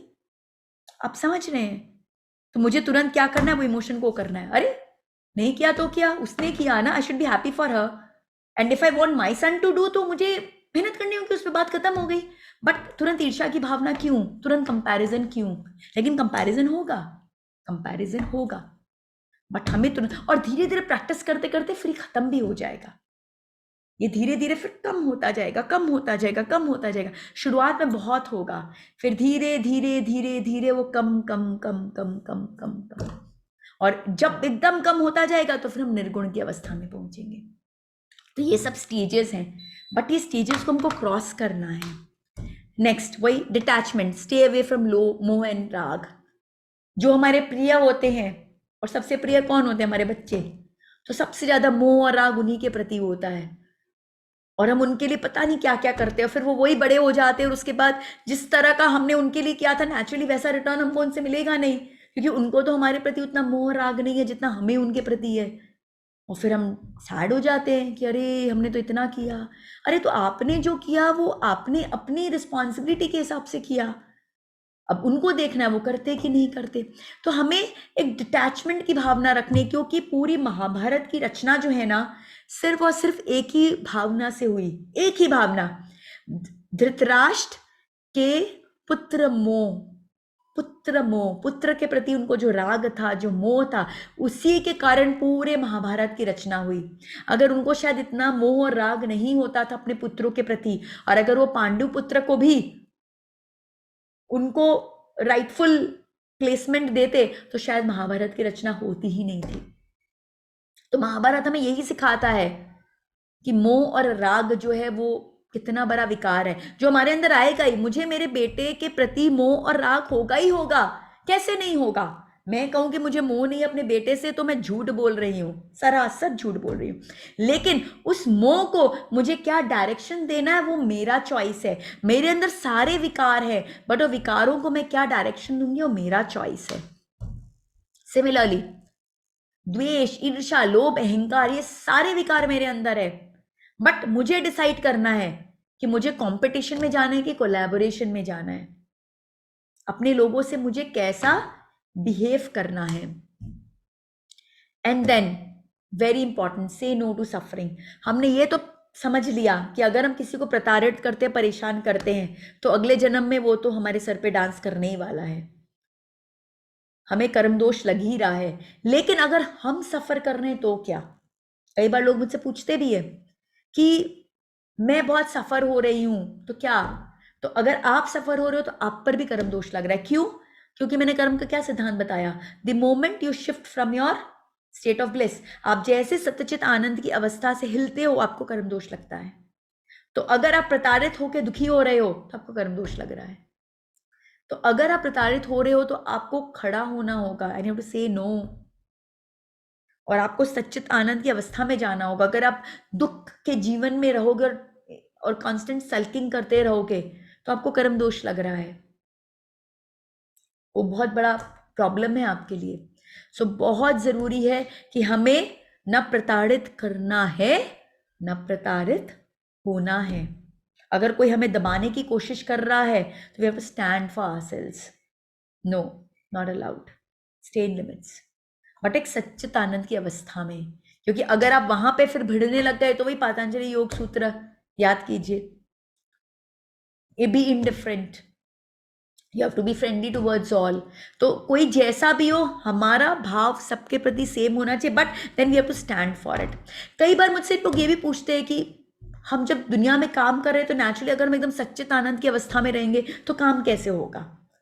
तो बहुत इंपॉर्टेंट है सच्चित आनंद हमें कैसे लेना, इंटरनली। इंटरनली तो बाहर से, अब जैसे मेरा बच्चा है, अगर मैं उसे ना डांटूं तो पढ़े ही ना, तो वो एक और मेरे लिए आफत हो जाएगी। अगर मैं डांटू नहीं तो दिन भर तो टीवी देखता रहेगा। अभी तो लॉकडाउन चालू है, बहुत सारी मम्मियों की एकदम एक कॉमन प्रॉब्लम हो गई है कि बच्चे खाली मोबाइल देख रहे, टीवी देख रहे, स्कूल ढंग से नहीं कर रहे, स्कूल ऑनलाइन स्कूल करते करते कब यूट्यूब चालू हो जाता है पता ही नहीं चलता। तो अगर बच्चे को हम डांटेंगे नहीं तो बच्चे तो मनमानी करते रहेंगे, तो फिर क्या, तब वहां पे क्या कर्म दोष? फिर एक तरफ से ये तो बहुत बड़ा मुश्किल हो गया, भाई मैं डांट रही हूँ तो कर्म दोष लग रहा है, नहीं डांट रही हूँ तो मैं अपने मम्मी के कर्तव्य को पूरा नहीं कर रही। तो यहाँ पे फिर से let's get back to fine lines. मैंने क्या कहा था? सत्यचित आनंद की अवस्था में रहना है। तो मैं अपने बच्चे को डांट रही हूं तो दो फैक्टर है उसमें। पहला कि मैं किस भाव से डांट रही हूं। शुद्ध भावना है मेरी कि अगर मैं उसे डांटूंगी नहीं तो वो ट्रैक पे आएगा ही नहीं, और बाद में सच्ची वही मुझे कहता मम्मा आपने मुझे क्यों नहीं रोका। अगर स्कूल में फिर डांट पड़े बढ़ती है तो खुद ही मुझे आके बोलता है कि मैं उस दिन पूरे टाइम टीवी देखता रहा, आपने मुझे आके क्यों नहीं बोला कि होमवर्क करना जरूरी है, एग्जाम के लिए पढ़ना जरूरी है। तो मेरी भावना कैसी उस डांट के पीछे, that is one important thing. And second, सच्चित आनंद की अवस्था। तो इंटरनली मैं सच्चित आनंद की अवस्था में रहूं और एक्सटर्नली डांटूं। आप समझ रहे, आई होप मैं क्या कहना चाह रही हूं कि अगर हमें दुनिया में, बिकॉज हमें गुस्सा भी दिखाना होगा, हमें डांटना भी होगा, क्योंकि दुनिया में हर तरह के लोग हैं। अगर सच्चित आनंद में रह के सारा काम हो जाता था तब तो एक कलयुग नहीं है तो सतयुग होता था। बट हम कलयुग में, हमें 50 लोगों से काम करवाना पड़ता है, करना पड़ता है, मेहनत करनी पड़ती है, we need to be firm. But हमेशा में एक बात का ध्यान रखना है कि अंदर में हमारी क्या फीलिंग्स है, हम सच्चित आनंद अंदर में है कि नहीं है। अगर वो गुस्से में हम अंदर से बिल्कुल तन आ गए हैं और हमारा बीपी हाई हो गया है और एकदम आंख बबूले हो गए हैं और 10 मिनट तक हमको अपने ब्रेथ को कंट्रोल करने में लग जा रहा है, तब फिर तो भैया आपको कर्म दोष लगा है। और अगर एकदम डांटने के लिए आपने डांट दिया कि भाई ये एकदम नहीं चलेगा, ऐसे काम होना चाहिए, ब्ला ब्ला ब्ला जो भी आपको बोलना है, लेकिन अंदर से आप एकदम नॉर्मल है, बिल्कुल रिलैक्स्ड, तो फिर आपको कर्म दोष नहीं लगेगा। आप समझ रहे? तो मेरे भाव क्या है और मैं अपने अंदर के एनवायरनमेंट को कितना डिस्टर्ब कर रही हूं और नहीं कर रही हूं, ये दो इंपॉर्टेंट फैक्टर्स हैं जो डिसाइड करते हैं कि हमें उस रिलेशनशिप में हमारा जो कार्मिक ट्रांजैक्शन है वो उसमें कर्म दोष लग रहा है कि नहीं लग रहा है। एंड देन ग्रैटिट्यूड, ये हमारी बहुत बड़ी प्रॉब्लम है। हम चाहते तो हैं कि लोग हमें हेल्प करें और लोग हेल्प भी कर देते हैं, लेकिन थैंक यू बोलने के टाइम पता नहीं क्यों हमारे मुंह बंद हो जाते हैं, ज्यादा ग्रैटिट्यूड निकल नहीं पाता हमसे। तो इससे पता है हमारा ही लॉस हो रहा है, क्योंकि जब हम ग्रैटिट्यूड दे नहीं पाते ना तो क्या होता है, तो प्रकृति को क्या मैसेज जा रहा है कि इसको शायद इतना पसंद नहीं आया, तो वो हमको आगे फिर वो उस तरह के कॉपरेशन सेंड नहीं करती है।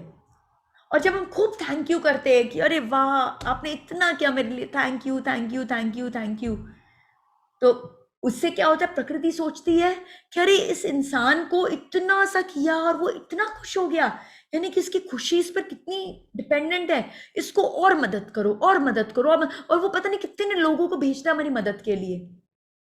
तो इसलिए कभी हमें ग्रैटिट्यूड की भावना में, और हमारा ना कर्म भी कम होता है, हमारा कार्मिक बैगेज रिलीज होता है जब हम ग्रैटिट्यूड की भावना लाते हैं, एक कृतज्ञता की भावना लाते हैं लोगों के प्रति। तो बहुत जरूरी है कि हम कुछ भी अच्छा हो, चाहे वो, अब हमारा चाहे कोई स्टाफ ही क्यों ना हो जिसे हम सैलरी ही दे रहे हैं उस काम करने के लिए, बट अगर वो अच्छा काम कर रहा है तो आपको जरूर उसको थैंक यू बोलना चाहिए, उसको अप्रिशिएट करना चाहिए बुला के, जबकि आप उसी काम के लिए उसको सैलरी दे रहे हो। लेकिन बुला के, अगर आपके कुक ने खाना बनाया बहुत अच्छा बनाया तो उसको जरूर बुलाइए और बोलिए कि बहुत अच्छा बना, आज तो खा के मजा आ गया, और देख ले अगली बार वो उससे भी टेस्टी बनाएगा।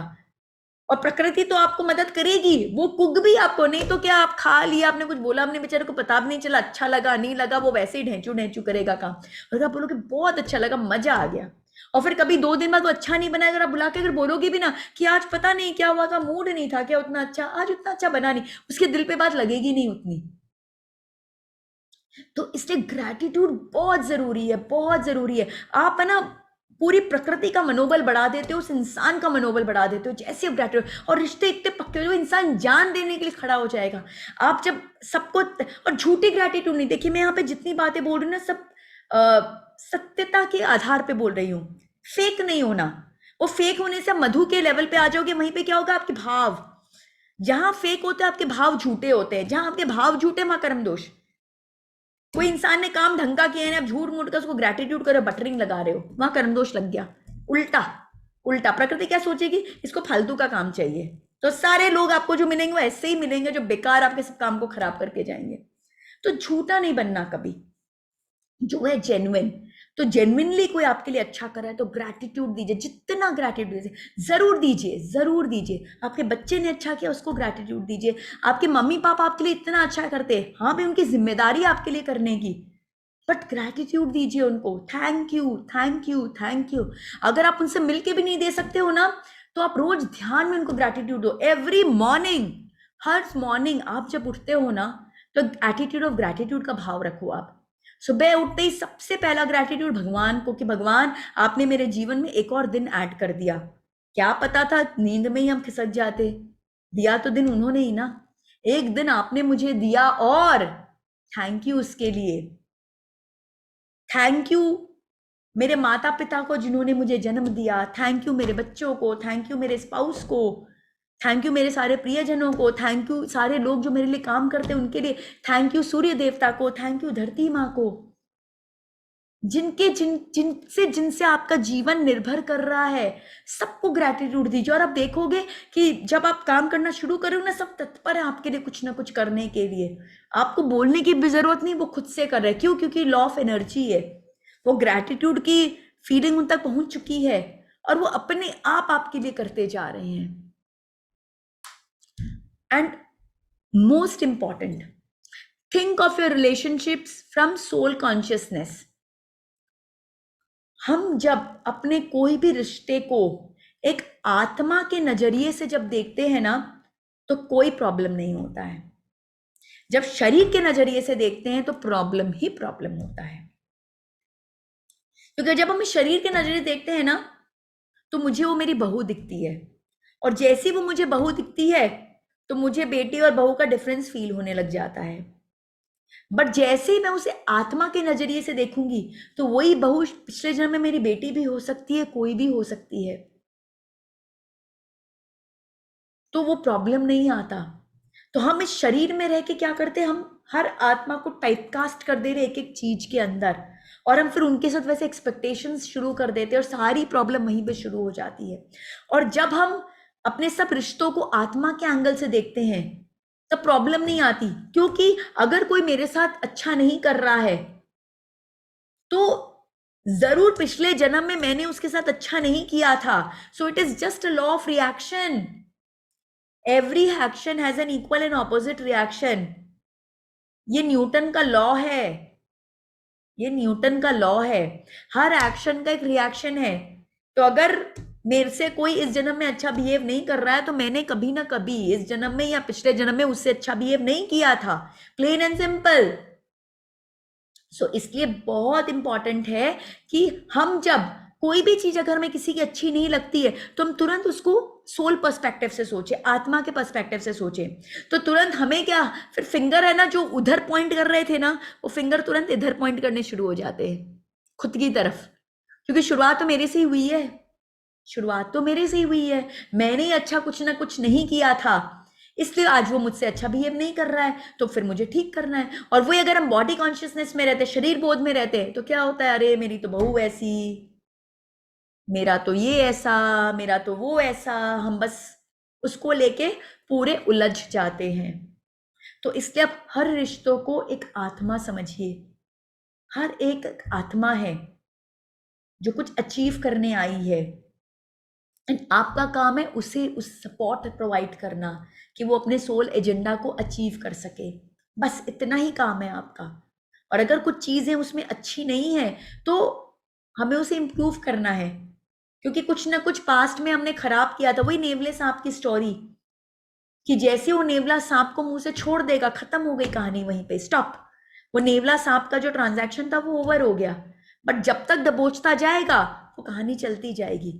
तो कहीं ना कहीं हमको वो नेवला बनना पड़ेगा और मुंह से उस सांप को छोड़ना पड़ेगा। जब तक हम सांप को मुंह से छोड़ेंगे नहीं, तब तक वो चलता रहेगा। So think of all your relationship from soul perspective. Now a very very important slide, हमारे जितने रिश्ते हैं वो सब हमारे शरीर में वास करते हैं। और मैं चाहूंगी जैसे जैसे मैं बताती जाऊं, अगर आपको कोई फिजिकल मेंटल इमोशनल प्रॉब्लम है तो प्लीज आप उससे कनेक्ट करते जाइए, आपको आंसर मिलता जाएगा। अब हमारे अंदर क्या 7 चक्र हैं। अब चक्र के बारे में मैं बहुत डिटेल में बता नहीं पाऊंगी, बिकॉज ये खुद में एक बहुत वास्ट टॉपिक है। अगर आपको इंटरेस्ट है तो मेरे यूट्यूब चैनल में इसके बहुत अच्छे अच्छे वीडियोज हैं, आप उससे जाके देख सकते हैं और समझ सकते हैं। बट आज के लिए मैं सिर्फ इतना ही बताऊंगी कि हमारे 7 चक्र हैं, और ये चक्र जो है ना, ये हमारे सारे फिजिकल मेंटल इमोशनल स्पिरिचुअल हर एस्पेक्ट को कंट्रोल करते हैं। हमारे पूरे कंट्रोलिंग पॉइंट्स हैं ये हमारे जीवन के। पूरा हमारा जीवन का जो रिमोट कंट्रोल है ना, ये 7 चक्रों के हाथ में है। बस आज के लिए आप इतना ही समझिए तो आपको बात समझ में आएगी। तो ये सबसे नीचे जो लाल रंग आपको दिख रहा है वो है हमारा मूलाधार चक्र, जो हमारे tip of the tail bone, जो हमारी रीढ़ की हड्डी का जो सबसे निचला भाग है, वहां पे मूलाधार चक्र है। अब इस मूलाधार चक्र में हमारे रिश्ते वास करते हैं। कौन सा रिश्ता वास करता है? वो आत्मा का समूह, वो सोल ग्रुप जो हम पर डिपेंड करता है, जो हम पर आश्रित है। तो आपके घर के बुजुर्ग हो सकते हैं जो आप पर आश्रित हो, आपके छोटे बच्चे हो सकते हैं जो आप पर आश्रित हो, आपके स्टाफ हो सकते हैं जो आप पर आश्रित हो। वो लोग जो आप पर आश्रित हैं वो यहाँ मूलाधार में वास करते हैं। तो अगर आपको कुछ भी एक्सक्रीशन रिलेटेड प्रॉब्लम है, कॉन्स्टिपेशन है, डायरिया है, बॉल मूवमेंट्स अच्छे नहीं है, या फिर स्केलेटल प्रॉब्लम है, आर्थराइटिस वगैरह कुछ है, तो कहीं ना कहीं आप अपने डिपेंडेंस को प्रताड़ित कर रहे हो कोई ना कोई वे से। तो अगर ऐसी आपको प्रॉब्लम है तो जस्ट जज, फोकस कीजिए कि कहीं आप उनको दबा तो नहीं, प्रताड़ित तो नहीं कर रहे, इसलिए आपके फिजिकल ये प्रॉब्लम हुई है। और अगर मेंटली आपके अंदर बहुत फियर और फोबियाज बहुत ज्यादा है, आप ग्राउंडेड और रूटेड फील नहीं करते हो, तो भी आप अपने डिपेंडेंस को बराबर से नहीं ट्रीट कर रहे हो। शनि ग्रह भी आपके मूलाधार में वास करता है। तो अगर कोई ज्योतिष आपको कहते हैं कि आपका शनि ठीक नहीं है, शनि देव आपसे रुष्ट हैं, तो पक्का आप अपने डिपेंडेंस को प्रताड़ित कर रहे हो, परेशान कर रहे हो, झूठ मूठ का उनको तंग करते हो, आप अपना बड़प्पन दिखाते हो। तो सिंपल, कोई एस्ट्रोलॉजर के पास जाने की जरूरत नहीं है, कोई अंगूठियां पहनने की जरूरत नहीं है, कुछ कोई डॉक्टर की जरूरत नहीं है। अगर आपको इस तरह की प्रॉब्लम्स है, आप सिर्फ और सिर्फ वो लोग जो आप पर डिपेंड करते हैं उनके साथ आप एक लविंग रिलेशनशिप डेवलप कर लोगे, उनका ध्यान रखना चालू कर दोगे, तो आपका मूलाधार अपने आप बैलेंस हो जाएगा और आपकी सारी प्रॉब्लम रिजॉल्व हो जाएगी। सेकंड, जो आपको ऑरेंज में दिख रहा है, व जिसमें व और बिंदी वम लिखा हुआ है, वो है हमारा स्वादिष्टान चक्र। तो स्वादिष्टान चक्र में कौन सा रिश्ता वास करता है? हमारा स्पाउस, पति या पत्नी। और स्वादिष्टान चक्र क्या चीज को कंट्रोल करता है? हमारे रिप्रोडक्टिव सिस्टम को कंट्रोल करता है। तो अगर हमें कुछ भी रिप्रोडक्टिव रिलेटेड प्रॉब्लम है, हमें कंसेप्शन में प्रॉब्लम है, या हमारी प्रेगनेंसी में इश्यूज आते हैं, मिसकैरेजेस हो जाते हैं, या फिर हमारा मेंस्ट्रुअल साइकिल में प्रॉब्लम अगर हमें है, या हमें मेनोपॉज में कुछ प्रॉब्लम है, मतलब कुछ भी इस तरह की कोई भी प्रॉब्लम है हमें, तो हमारे स्पाउस के साथ हमारा रिलेशनशिप अच्छा नहीं है। प्लस इमोशनल साइड जब देखें तो जिनका स्पाउस के साथ स्वादिष्टान बैलेंस नहीं होता, जिनका स्पाउस का रिलेशनशिप अच्छा नहीं होता है, उनके जीवन में बहुत अरुचि रहती है, लाइफ के प्रति कोई इंटरेस्ट ही नहीं होता, एकदम लाइफलेस जीवन जीते हैं वो, कोई इंटरेस्ट नहीं, कोई एक्साइटमेंट नहीं, कोई इंथुजियाज्म नहीं, कोई क्रिएटिविटी नहीं, एकदम डल बोरिंग जीवन वो जीते हैं, बस जीने के लिए जी रहे हैं, घसीट रहे हैं अपनी लाइफ को। मतलब जब वो मॉर्निंग में उठते लगता है हो एक और दिन, नहीं तो होना चाहिए वाह वन मोर डे, वो एक्साइटमेंट ही नहीं होता उनकी लाइफ में। तो उनके स्पाउस के साथ उनके रिलेशनशिप उतने अच्छे नहीं है। तो अगर आप ये इंप्रूव करना चाहते हो कि लाइफ में एक्साइटमेंट लाना चाहते हो, क्रिएटिविटी लाना चाहते हो अपने अंदर, अपने सारे प्रॉब्लम्स को, रिप्रोडक्टिव रिलेटेड प्रॉब्लम्स को ठीक करना चाहते हो, और कौन सा ग्रह? शुक्र ग्रह।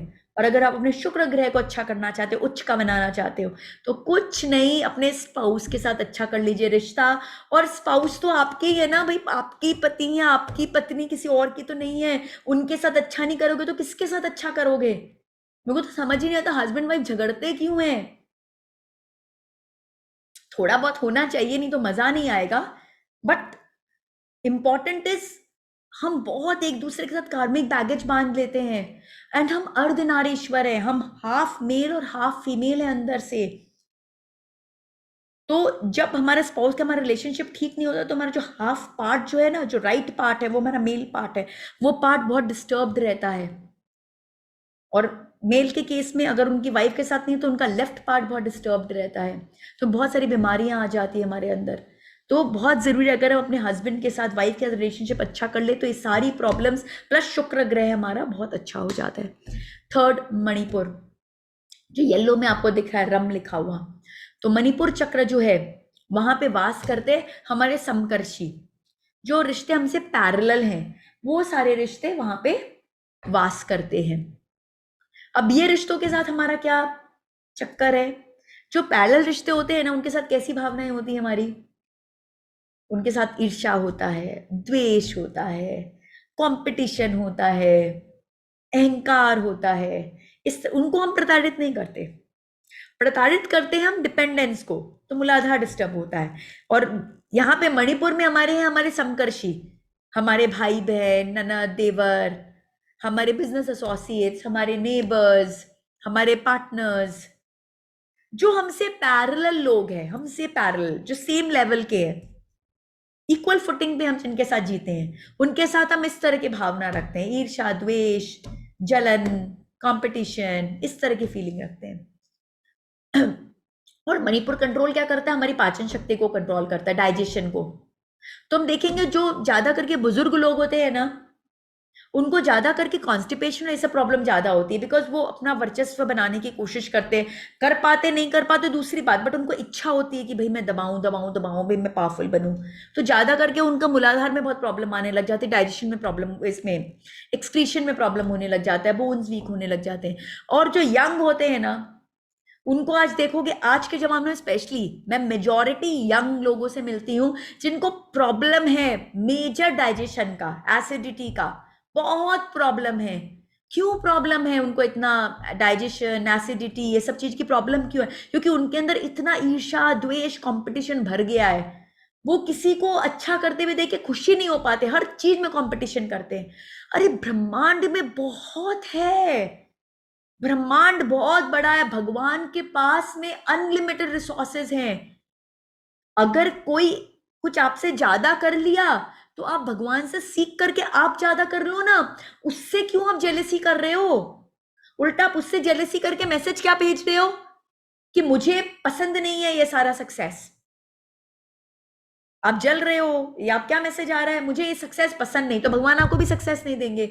और वही अगर आप दूसरे की सक्सेस को देख के खुश होगे तो भगवान आपको डबल सक्सेस देंगे, करे वाह ये तो सक्सेस को देख के बड़ा खुश होता है। This is total law of attraction. Simple theory है, कुछ भी नहीं है इसमें। सिंपल, अगर आप छोटी छोटी चीजों को समझ जाओगे लाइफ कितनी इजी हो जाएगी। तो हमें ये सबको ठीक करना है। और कौन सा ग्रह है यहाँ पे? मंगल ग्रह वास करता है।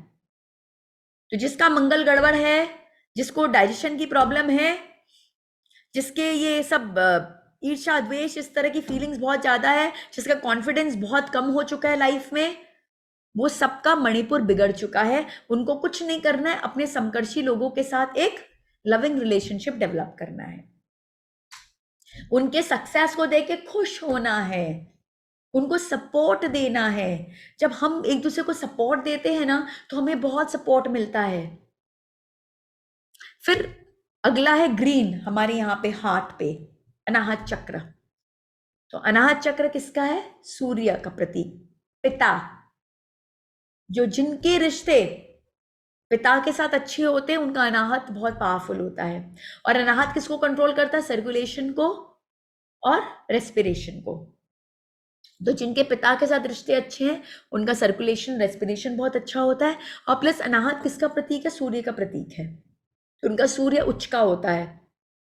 तो जिनके पिता के साथ रिश्ते अच्छे होते हैं वो सूर्य की तरह चमकते हैं, हर जगह उनकी वाहवाही होती है, उनकी कीर्ति, उनका यश हर जगह फैलता है।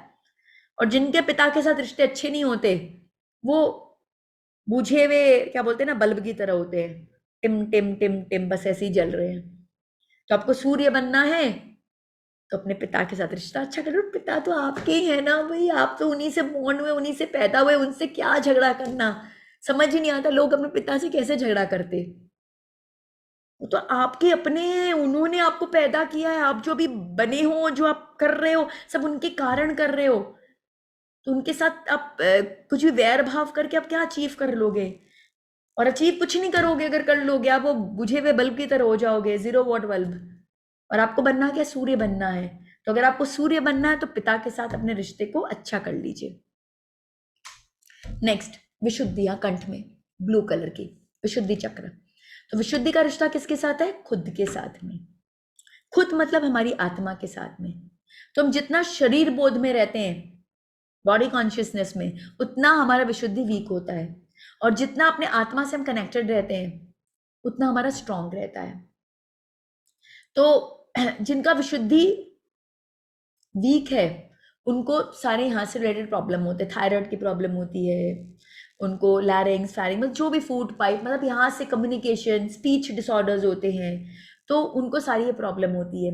तो वो लोग क्या है, ऑनेस्ट नहीं हो पाते, ट्रुथफुल नहीं हो पाते। ट्रुथफुल होना भी चाहते हैं तो उनमें करेज नहीं होता ट्रुथफुल होने का, because truthfulness and honesty requires lot of courage. हर इंसान डंके की चोट पे सत्य के ऊपर खड़ा नहीं हो सकता। वही खड़ा हो सकता है जिसका मनोबल होता है, जिसका आत्मबल होता है। वो नहीं तो बाकी लोग क्या करते हैं, आजू बाजू देखते हैं, मेजोरिटी के साथ चले जाते हैं, भाई कहाँ पे ज्यादा शोर हो रहा है वहीं जाके खड़े हो जाओ तो भीड़ में बच जाओगे। लेकिन जो ऑनेस्ट ट्रुथफुल लोग होते हैं वो होते हैं जो अपने आत्मा से कनेक्टेड होते हैं, तो उनकी विशुद्धि बहुत स्ट्रांग होती है। तो हमारे यहाँ देखेंगे बहुत सारी वुमेन है, उनको थायराइड प्रॉब्लम्स होते हैं। तो उसका कारण ही ये है कि उनको चांस ही नहीं मिलता बहुत बोलने का, अपनी बात को प्रेजेंट करने का। हमेशा उन्हें दबाया जाता है, और दबाया जाता है और साथ में वो खुद भी दबती हैं। दबाया गया वो एक बात होगी, बट आप क्यों प्रताड़ित हुए? से नो टू सफरिंग। तो आपने सफरिंग को एक्सेप्ट कर करके क्या किया? आपने अपनी विशुद्धि को खराब कर लिया, आपको थायराइड प्रॉब्लम हो गई, आप आपके कर्मों में कितनी प्रॉब्लम्स आ गई, आपका कार्मिक बैगेज बढ़ गया। तो बहुत जरूरी है कि we should stand for truth, we should stand for honesty, we should be connected with our atma, with our soul, connected with yourself. तब हमारा विशुद्धि स्ट्रांग होगा और ये थायराइड और ये सारी प्रॉब्लम्स ठीक होंगी। तब हमारा कम्युनिकेशन अच्छा होगा, और तब जब कम्युनिकेशन अच्छा होगा तब आप जो एक शब्द बोलोगे ना वो लोगों के कान में एकदम संगीत की तरह लगेंगे। नहीं तो कई बार होता है हम सोच बोलते कि भाई हम कुछ बोलते हैं, पता नहीं सामने वाला हमेशा अपसेट ही हो जाता है मेरी बात सुन के, पता नहीं क्या प्रॉब्लम है। प्रॉब्लम ये है आपकी विशुद्धि का, आपकी विशुद्धि बैलेंस्ड नहीं है, क्योंकि आप अपने सेल्फ के साथ कनेक्टेड नहीं हो। इसलिए आप उसके दिल को छू नहीं पा रहे। और वहीं कई लोग होते हैं जो कुछ भी बोलते, सामने वाले के दिल पर एक इंप्रेशन क्रिएट हो जाता है, दिल को छू जाती है वो बात, वो तत्पर रहता है उस सारी बात को फॉलो करने के लिए। बस एक आह्वान उस इंसान का और पूरी दुनिया खड़ी है। हमारे जितने बड़े बड़े संत हैं उनका तो यही है ना, एक वर्ड वो बोल देते हैं पूरी दुनिया लग जाती है। उन्होंने जो बस दो चार जो भी बस शब्द बोल दिया उसके पीछे अपना पूरा जीवन व्यतीत करने के लिए, बिकॉज उनका विशुद्धि स्ट्रांग है, वो आत्मबोध में जी रहे हैं, ऑनेस्टी ट्रूथफुलनेस है उनमें। फिर छठा जो है वो यहाँ पे हमारा तीसरी नेत्र पर, यहाँ पे ये हमारा आज्ञा चक्र। तो आज्ञा चक्र जो है वो हमारा कंट्रोल करता है हमारे ये पूरा पोर्शन, आईज, नोज, ईयर्स, ये पूरा हमारा जो इंट्यूटिव पास है, हमारी क्लेयरवाइन फैकल्टीज है, हमारा थर्ड आई है, ये सब चीज हमारा आज्ञा चक्र कंट्रोल करता है। तो जब जब हमारा आज्ञा वीक हो जाता है तब तब क्या होता है, हमारे सोचने समझने की शक्ति वीक हो जाती है, हमारे आईज में, हमारे नोज में, हमारे ईयर्स में, हमारे फोरहेड में हमें साइनस, माइग्रेन, इस तरह की प्रॉब्लम्स शुरू हो जाती है, हमें ये सारे प्रॉब्लम्स आते हैं। और रिश्ता किसके साथ, गुरु के साथ रिश्ता। तो जो लोग अपने गुरु के प्रति समर्पित हैं, ध्यान मूलम गुरु मूर्ति,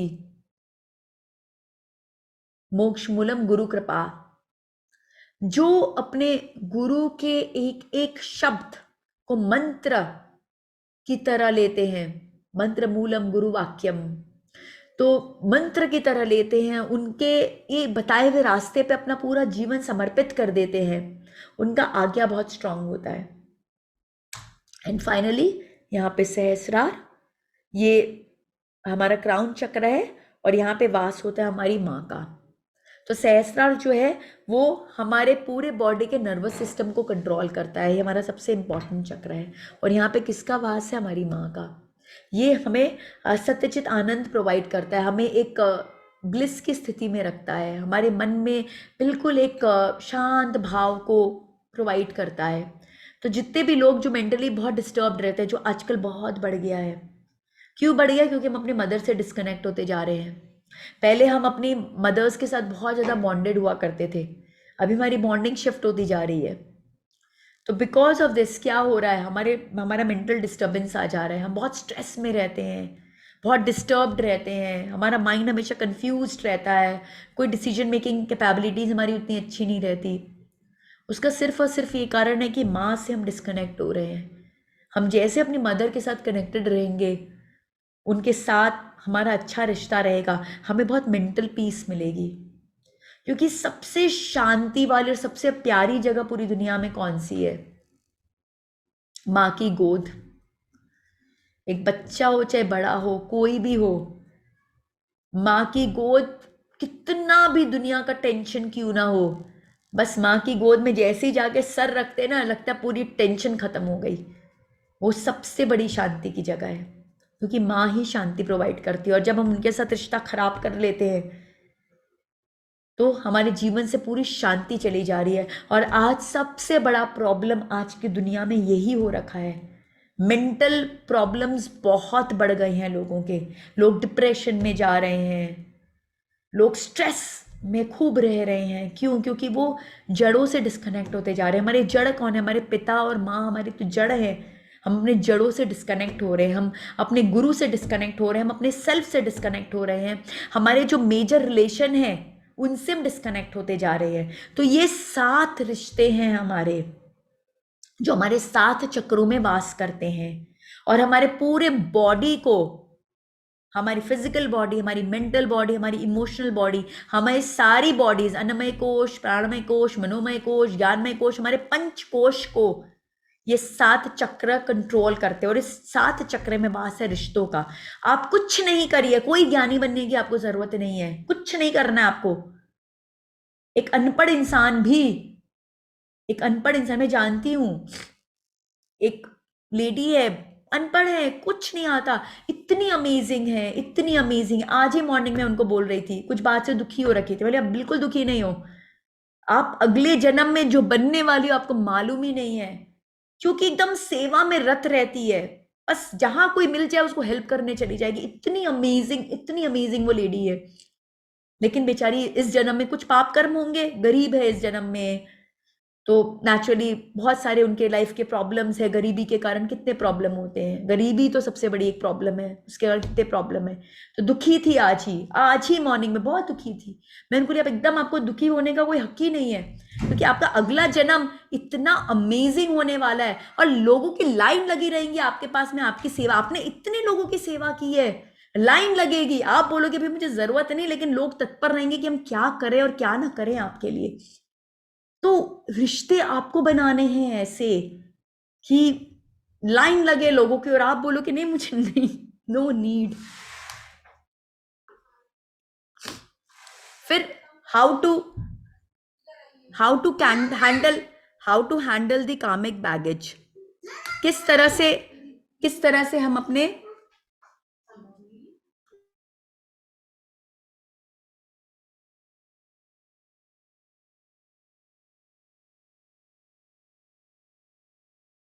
हाँ, किस तरह से हम अपने कार्मिक बैगेज को हैंडल कर सकते हैं।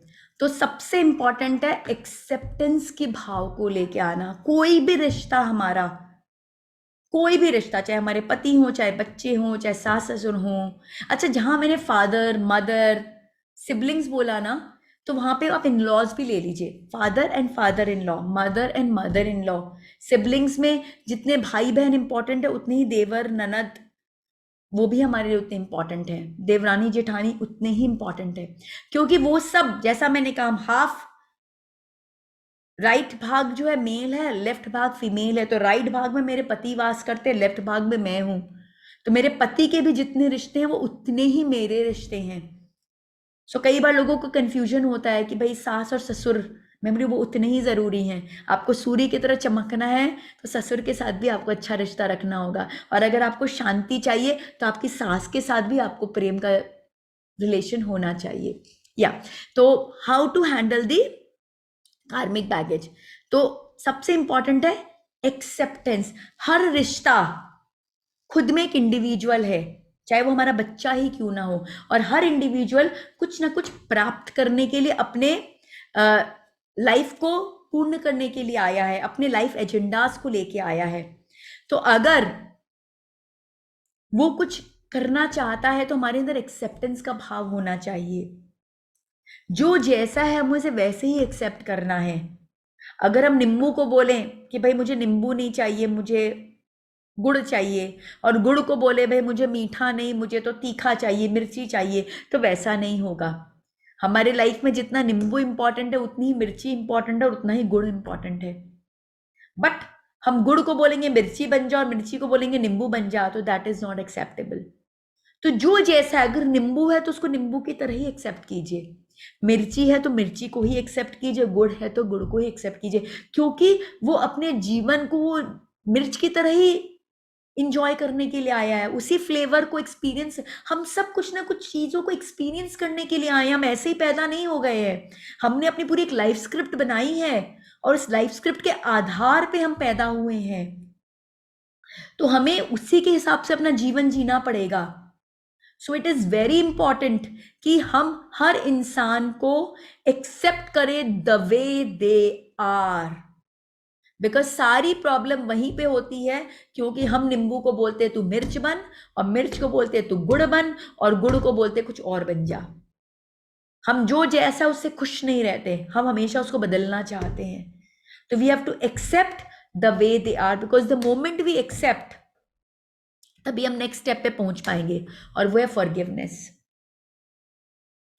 जैसा मैंने बताया, कढ़ाई और चम्मच, खाना पकाएंगे तो क्या होगा, आवाज तो होगा ही, बिना आवाज के खाना तो पकेगा नहीं।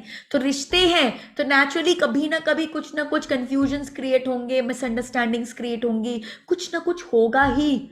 मैं बोलेंगे हो मैंने तो इतना अमेजिंग सेशन ले लिया, आप लोग तो सब अब ज्ञानी बन गए, अब तो सब रिलेशनशिप परफेक्ट होनी चाहिए आपकी। No, not possible. Even I struggle with my relationship. मुझे भी हर मिनट अपने रिश्तों को जज करते रहना पड़ता है, अपनी भावनाओं को चेक करते रहना पड़ता है, अपने ब्लिस के स्टेट को चेक करते रहना पड़ता है, और उसके बावजूद भी कुछ गड़बड़ हो जाए तो फिर क्या करना पड़ता है, forgiveness. Seek forgiveness and give forgiveness. करते करते मुझसे भी गलती हो सकती है, इंसान हूं तो गलती तो होंगी ही। तो अगर मुझसे कोई गलती हो गई तो मुझे भी क्षमा मांगना पड़ता है। और अगर किसी और से गलती हो जाए तो उसे क्षमा करना चाहिए। Forgiveness is very important, because जब द मोमेंट हम फॉरगिव करते हैं ना, वहीं पर कार्मिक ट्रांजैक्शन खत्म हो जाता है। और जहां हम उस फीलिंग को अपने अंदर में कैद करके रखते हैं, जैसे पता नहीं कितनी बड़ी धरोहर हो हमारी, वो धरोहर नासूर बन जाता है। सो बहुत जरूरी कि हर रात सुबह, मैंने कहा क्या, ग्रैटिट्यूड की भावना रखें। Start your day with the attitude of gratitude and end your day with a forgiveness exercise. हर रात सोने के पहले जाने अनजाने आपके जितने भी रिश्ते हैं, उनसे कुछ भी आपसे कुछ गलत हुआ या उनसे कुछ गलत हुआ, सीक फॉरगिवनेस, गिव फॉरगिवनेस। क्षमा वीरस्य भूषणम, क्षमा दीजिए और क्षमा मांगिए, और अपने उस ट्रांजैक्शन को वहीं के वहीं क्लोज कर दीजिए। अगर फिजिकली मांग सकते हैं तो सबसे अच्छा, और कोई कारण से फिजिकली नहीं मांग सकते तो एटलीस्ट मेडिटेट करके उनसे मांग लीजिए।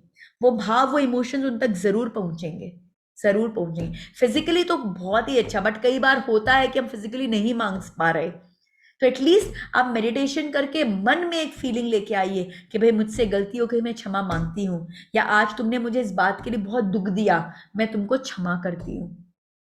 अब बट ये नहीं कि हाँ क्षमा करती हूँ बोल दिया, मन में फीलिंग को फिर रिप्ले करते रहे। जितनी बार आप रिप्ले बटन चलाओगे उतनी बार आप बार बार उस सिचुएशन में जाओगे, और जितनी बार आप बार बार सिचुएशन जाओगे उतनी बार आप अपने कार्मिक लोड को बढ़ाते जाओगे। सिंपल से रिप्ले बटन नहीं दबाना है हमको, वहीं उसको कंट्रोल और डेल कर देना है, डिलीट मारना है। डिलीट कैसे मारना है? फॉरगिवनेस करके। क्षमा मांगो, क्षमा दो, फॉरगिव, आज का आज यहीं पे खत्म, कल से नया फ्रेश खाता स्टार्ट।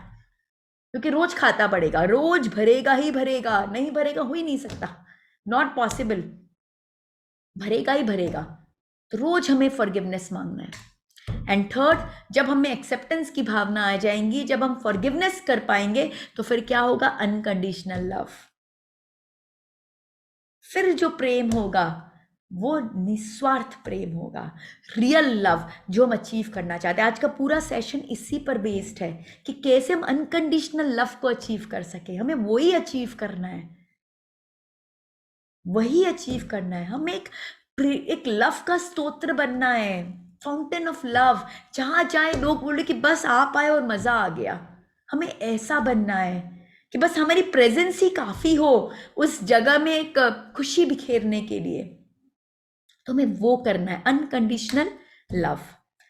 तो अब बस वी आर ऑलमोस्ट 5 भी बजने वाले हैं। मेरा टाइम 5 बजे तक का था, बट आई एम सॉरी, थोड़ा और समय आपका लूंगी, 1-2 स्लाइड्स बचे हैं। बट ये टॉपिक इतनी डीप है ना कि मैं कंट्रोल ही नहीं कर पाती हूँ, बस बह जाती हूँ बहुत सारे एग्जाम्पल्स में, क्योंकि हमसे जुड़ा हुआ है ये, हमारे हर मिनट टू मिनट हमारी लाइफ के साथ में कनेक्टेड है ये टॉपिक। तो increase your circle of influence. तो सबसे पहले loving relationship with your soul group, ये तो हमने आज पूरा समय इसी को ही दिया है कि कैसे हम अपने सोल ग्रुप के साथ लविंग रिलेशनशिप अचीव कर सके। एक्सेप्टेंस, फॉरगिवनेस, अनकंडीशनल लव, और उसमें हमने बहुत सारी और बातों को डिस्कस किया था। तो ये हमें अचीव करना है। सेकंड,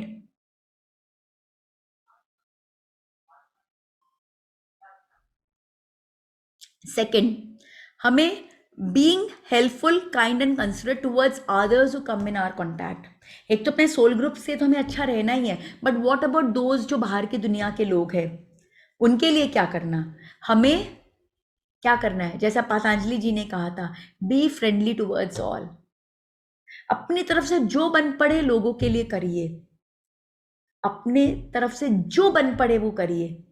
कभी करने के टाइम ये मत सोचे कि अरे वो अगर ज्यादा सक्सेसफुल हो गया तो, अरे ब्रह्मांड में बहुत है, आप कौन से सक्सेस की बात कर रहे हो? आपके छोटे से हेल्प से कितना वो अचीव कर लेगा, और कर भी लेगा तो अच्छी बात है ना, भगवान आपको और देंगे। कई बार लोग कतराते हैं एक दूसरे को मदद करने में, उसको लगता है कि अरे वो अगर ज्यादा कर लिया तो क्या।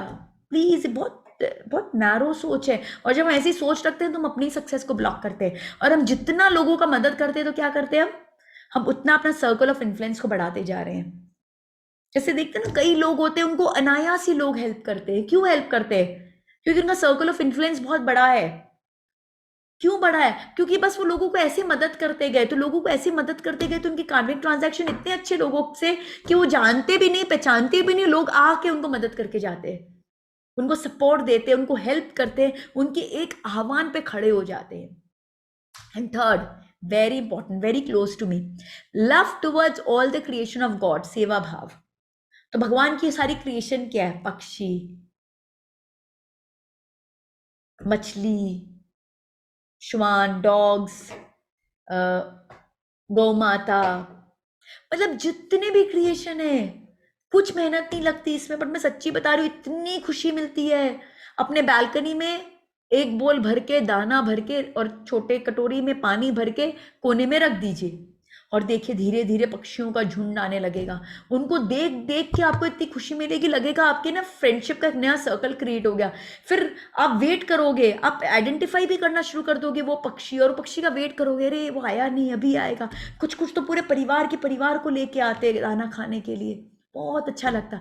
और क्या पता अगले जन्म में वो भी इंसान बने, आप भी इंसान का मनुष्य जीवन लो और वो आपको क्या मदद करने आए। वो तो बात की बात है, बट मैं बता रही हूँ कि कैसे आप अपने सर्कल ऑफ इन्फ्लुएंस को बढ़ा सकते हो। घर से निकलते हो, बिस्किट के पैकेट्स रखो, इतने डॉग्स होते रास्ते में, खिलाते जाओ उनको, केले रख लो, गौ माता को खिला दो, वो आटा चीनी का पाउडर बना लो, चींटियों को खिला दो, बहुत खुशी मिलती है। सच्ची बताओ, this is unconditional love in true sense.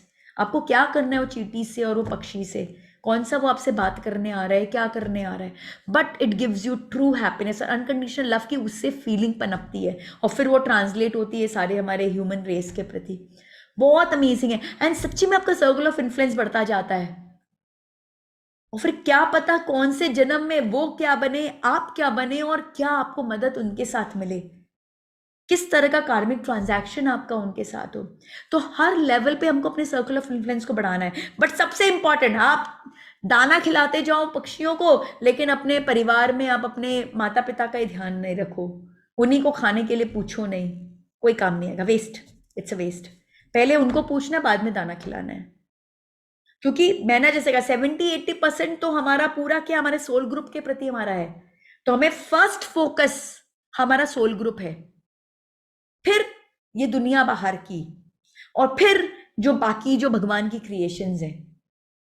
But आजकल क्या होता है, उल्टा होता है, लोग बाकी चीजों को तो करना क्या बहुत आसान है, ईजी है, मेहनत कम लगती है, उस पर लग जाते हैं, बट उस पर उनको क्या 10-20% ही बेनिफिट हो रहा है। मेजर तो आपका ये है, ये कार्मिक ट्रांजैक्शन है, इसको तो ठीक करना ही पड़ेगा आपको, इसको छोड़ के चलने वाला है ही नहीं। So increase your circle of influence. अब नेक्स्ट, बस ये फाइनल स्लाइड है। पहला, ट्रू एंड डिपेंडेबल। हर रिश्तों में हमें ट्रू एंड डिपेंडेबल बनना है, क्योंकि हम ट्रू एंड डिपेंडेबल रिश्ते तभी क्रिएट कर पाएंगे जब हम खुद ट्रू एंड डिपेंडेबल होंगे। जब हम ट्रू एंड डिपेंडेबल नहीं है तो हम वो रिश्ते क्रिएट नहीं कर सकते। दूसरा, विन विन। हर रिश्ते के पीछे हमारी सोच विन विन होनी चाहिए, मैं भी जीतूं और तुम भी जीतो। मेजॉरिटी दुनिया क्या करती है, विन लूज में रहती है, मैं जीतू तुम हारो, लेकिन विन लूज नहीं चलता है, बिकॉज ये पूरी लाइफ एक सर्कल की तरह है, ऊपर और नीचे, ऊपर और नीचे। तो कभी सक्सेस है, कभी फेलियर है, कभी अच्छा है, कभी खराब है, समय चेंज होता जाता है। लेकिन जब हम विन विन कॉन्सेप्ट में रहते हैं ना, तो हम हमेशा विन कैटेगरी में रहते हैं, और जब हम विन लूज में रहते हैं तो हमें पता नहीं कब हम विन होंगे, कब हम लूज होंगे। तो इट्स वेरी इंपॉर्टेंट कि we should be win win. Third, minimize expectations. सारी प्रॉब्लम की जड़ है हमारे एक्सपेक्टेशंस। तो the moment we create acceptance कि वो ऐसा है, हमारे एक्सपेक्टेशंस कम हो जाते हैं, और जहां एक्सपेक्टेशंस कम हो जाते हैं वहां सारी प्रॉब्लम खत्म हो जाती है। And then live, love, laugh, spend quality time. मैंने जितनी भी बातें बोली, ये मेरा फाइनल सेंटेंस है आज के सेशन का। वो सब वेस्ट हो जाएगा। मैंने जितनी भी बात बोली, अगर आप ये चीज नहीं करोगे। और यही सबसे बड़ी प्रॉब्लम हो रखी है आज के, हम टाइम ही नहीं दे पाते। हम पूरा दुनिया जहान कर लेते हैं अपने लोगों के लिए, लेकिन उनको क्वालिटी टाइम नहीं दे पाते। मोबाइल के बिना तो 2 मिनट भी देना हमारे लिए दुभर होता है। जब मोबाइल रख दो, शांति से 2 मिनट बात कर ले, मोबाइल रख लो, शांति से हम एक साथ खाना खा ले। तो प्लीज क्वालिटी टाइम क्रिएट कीजिए अपने सोल ग्रुप के लिए। उनके साथ जीवन को जिए, मतलब लिव करिए, लव करिए, लाफ करिए, खुश होइए। जस्ट थिंक, कब लास्ट टाइम एक ऐसा मौका था जब आप जोर जोर से हंसे थे अपने पूरे परिवार के साथ? अगर वो एकदम रीसेंट आजकल की बात है तो प्लीज पैट योर सेल्फ। और अगर आपको सच्ची में सोचना पड़ा कब हंसी थी, कब हंसी थी, याद ही नहीं आ रहा है, तो फिर अलार्म की घंटी बज रही है। और टेंशन की बात नहीं, आप ही का परिवार है, आप ही के बच्चे हैं, आप ही के पति हैं, आप ही के माता पिता हैं। आप आज से शुरू कर सकते हो। लाफ, इंजॉय, मतलब ऐसी हंसी कि पेट में दर्द हो जाए हंस हंस के। रोज ऐसी हंसी होनी चाहिए। तब तो फिर वो परिवार हुआ, वो खुशी हुई, वो मजा हुआ। और तब वो जो रिश्ते हैं वो हेल्थ और क्या देंगे, हैप्पीनेस देंगे। जो हार्वर्ड यूनिवर्सिटी का जो क्या था, रिसर्च था, 75 साल उन्होंने लगाए वो रिसर्च करने के। शायद यहाँ पे 75 साल के पता नहीं कितने लोग हों, इतना साल उनको लगा और रिसर्च करने में। उन्होंने क्या पता किया, good relationship leads to happiness and good health and good happiness. तो हमें वही अचीव करना है कि अच्छे रिश्ते क्रिएट करके हमें हैप्पीनेस और हेल्थ को अचीव करना है। अनकंडीशनल लव अचीव करना है, because I love you, because I love you. Unconditional love, I love you because I love you. और कोई कारण नहीं, और कोई कारण नहीं, कोई किंतु परंतु नहीं, कोई लंबी सी लिस्ट नहीं। तुम जो हो, जैसे हो, जिस तरह के भी हो, I love you, I love you, I love you, I love you. This is for your family. बस इसी के साथ आज का ये सत्र मैं यहाँ पे समाप्त करती हूँ। आप सबको प्रणाम। नमः शिवाय।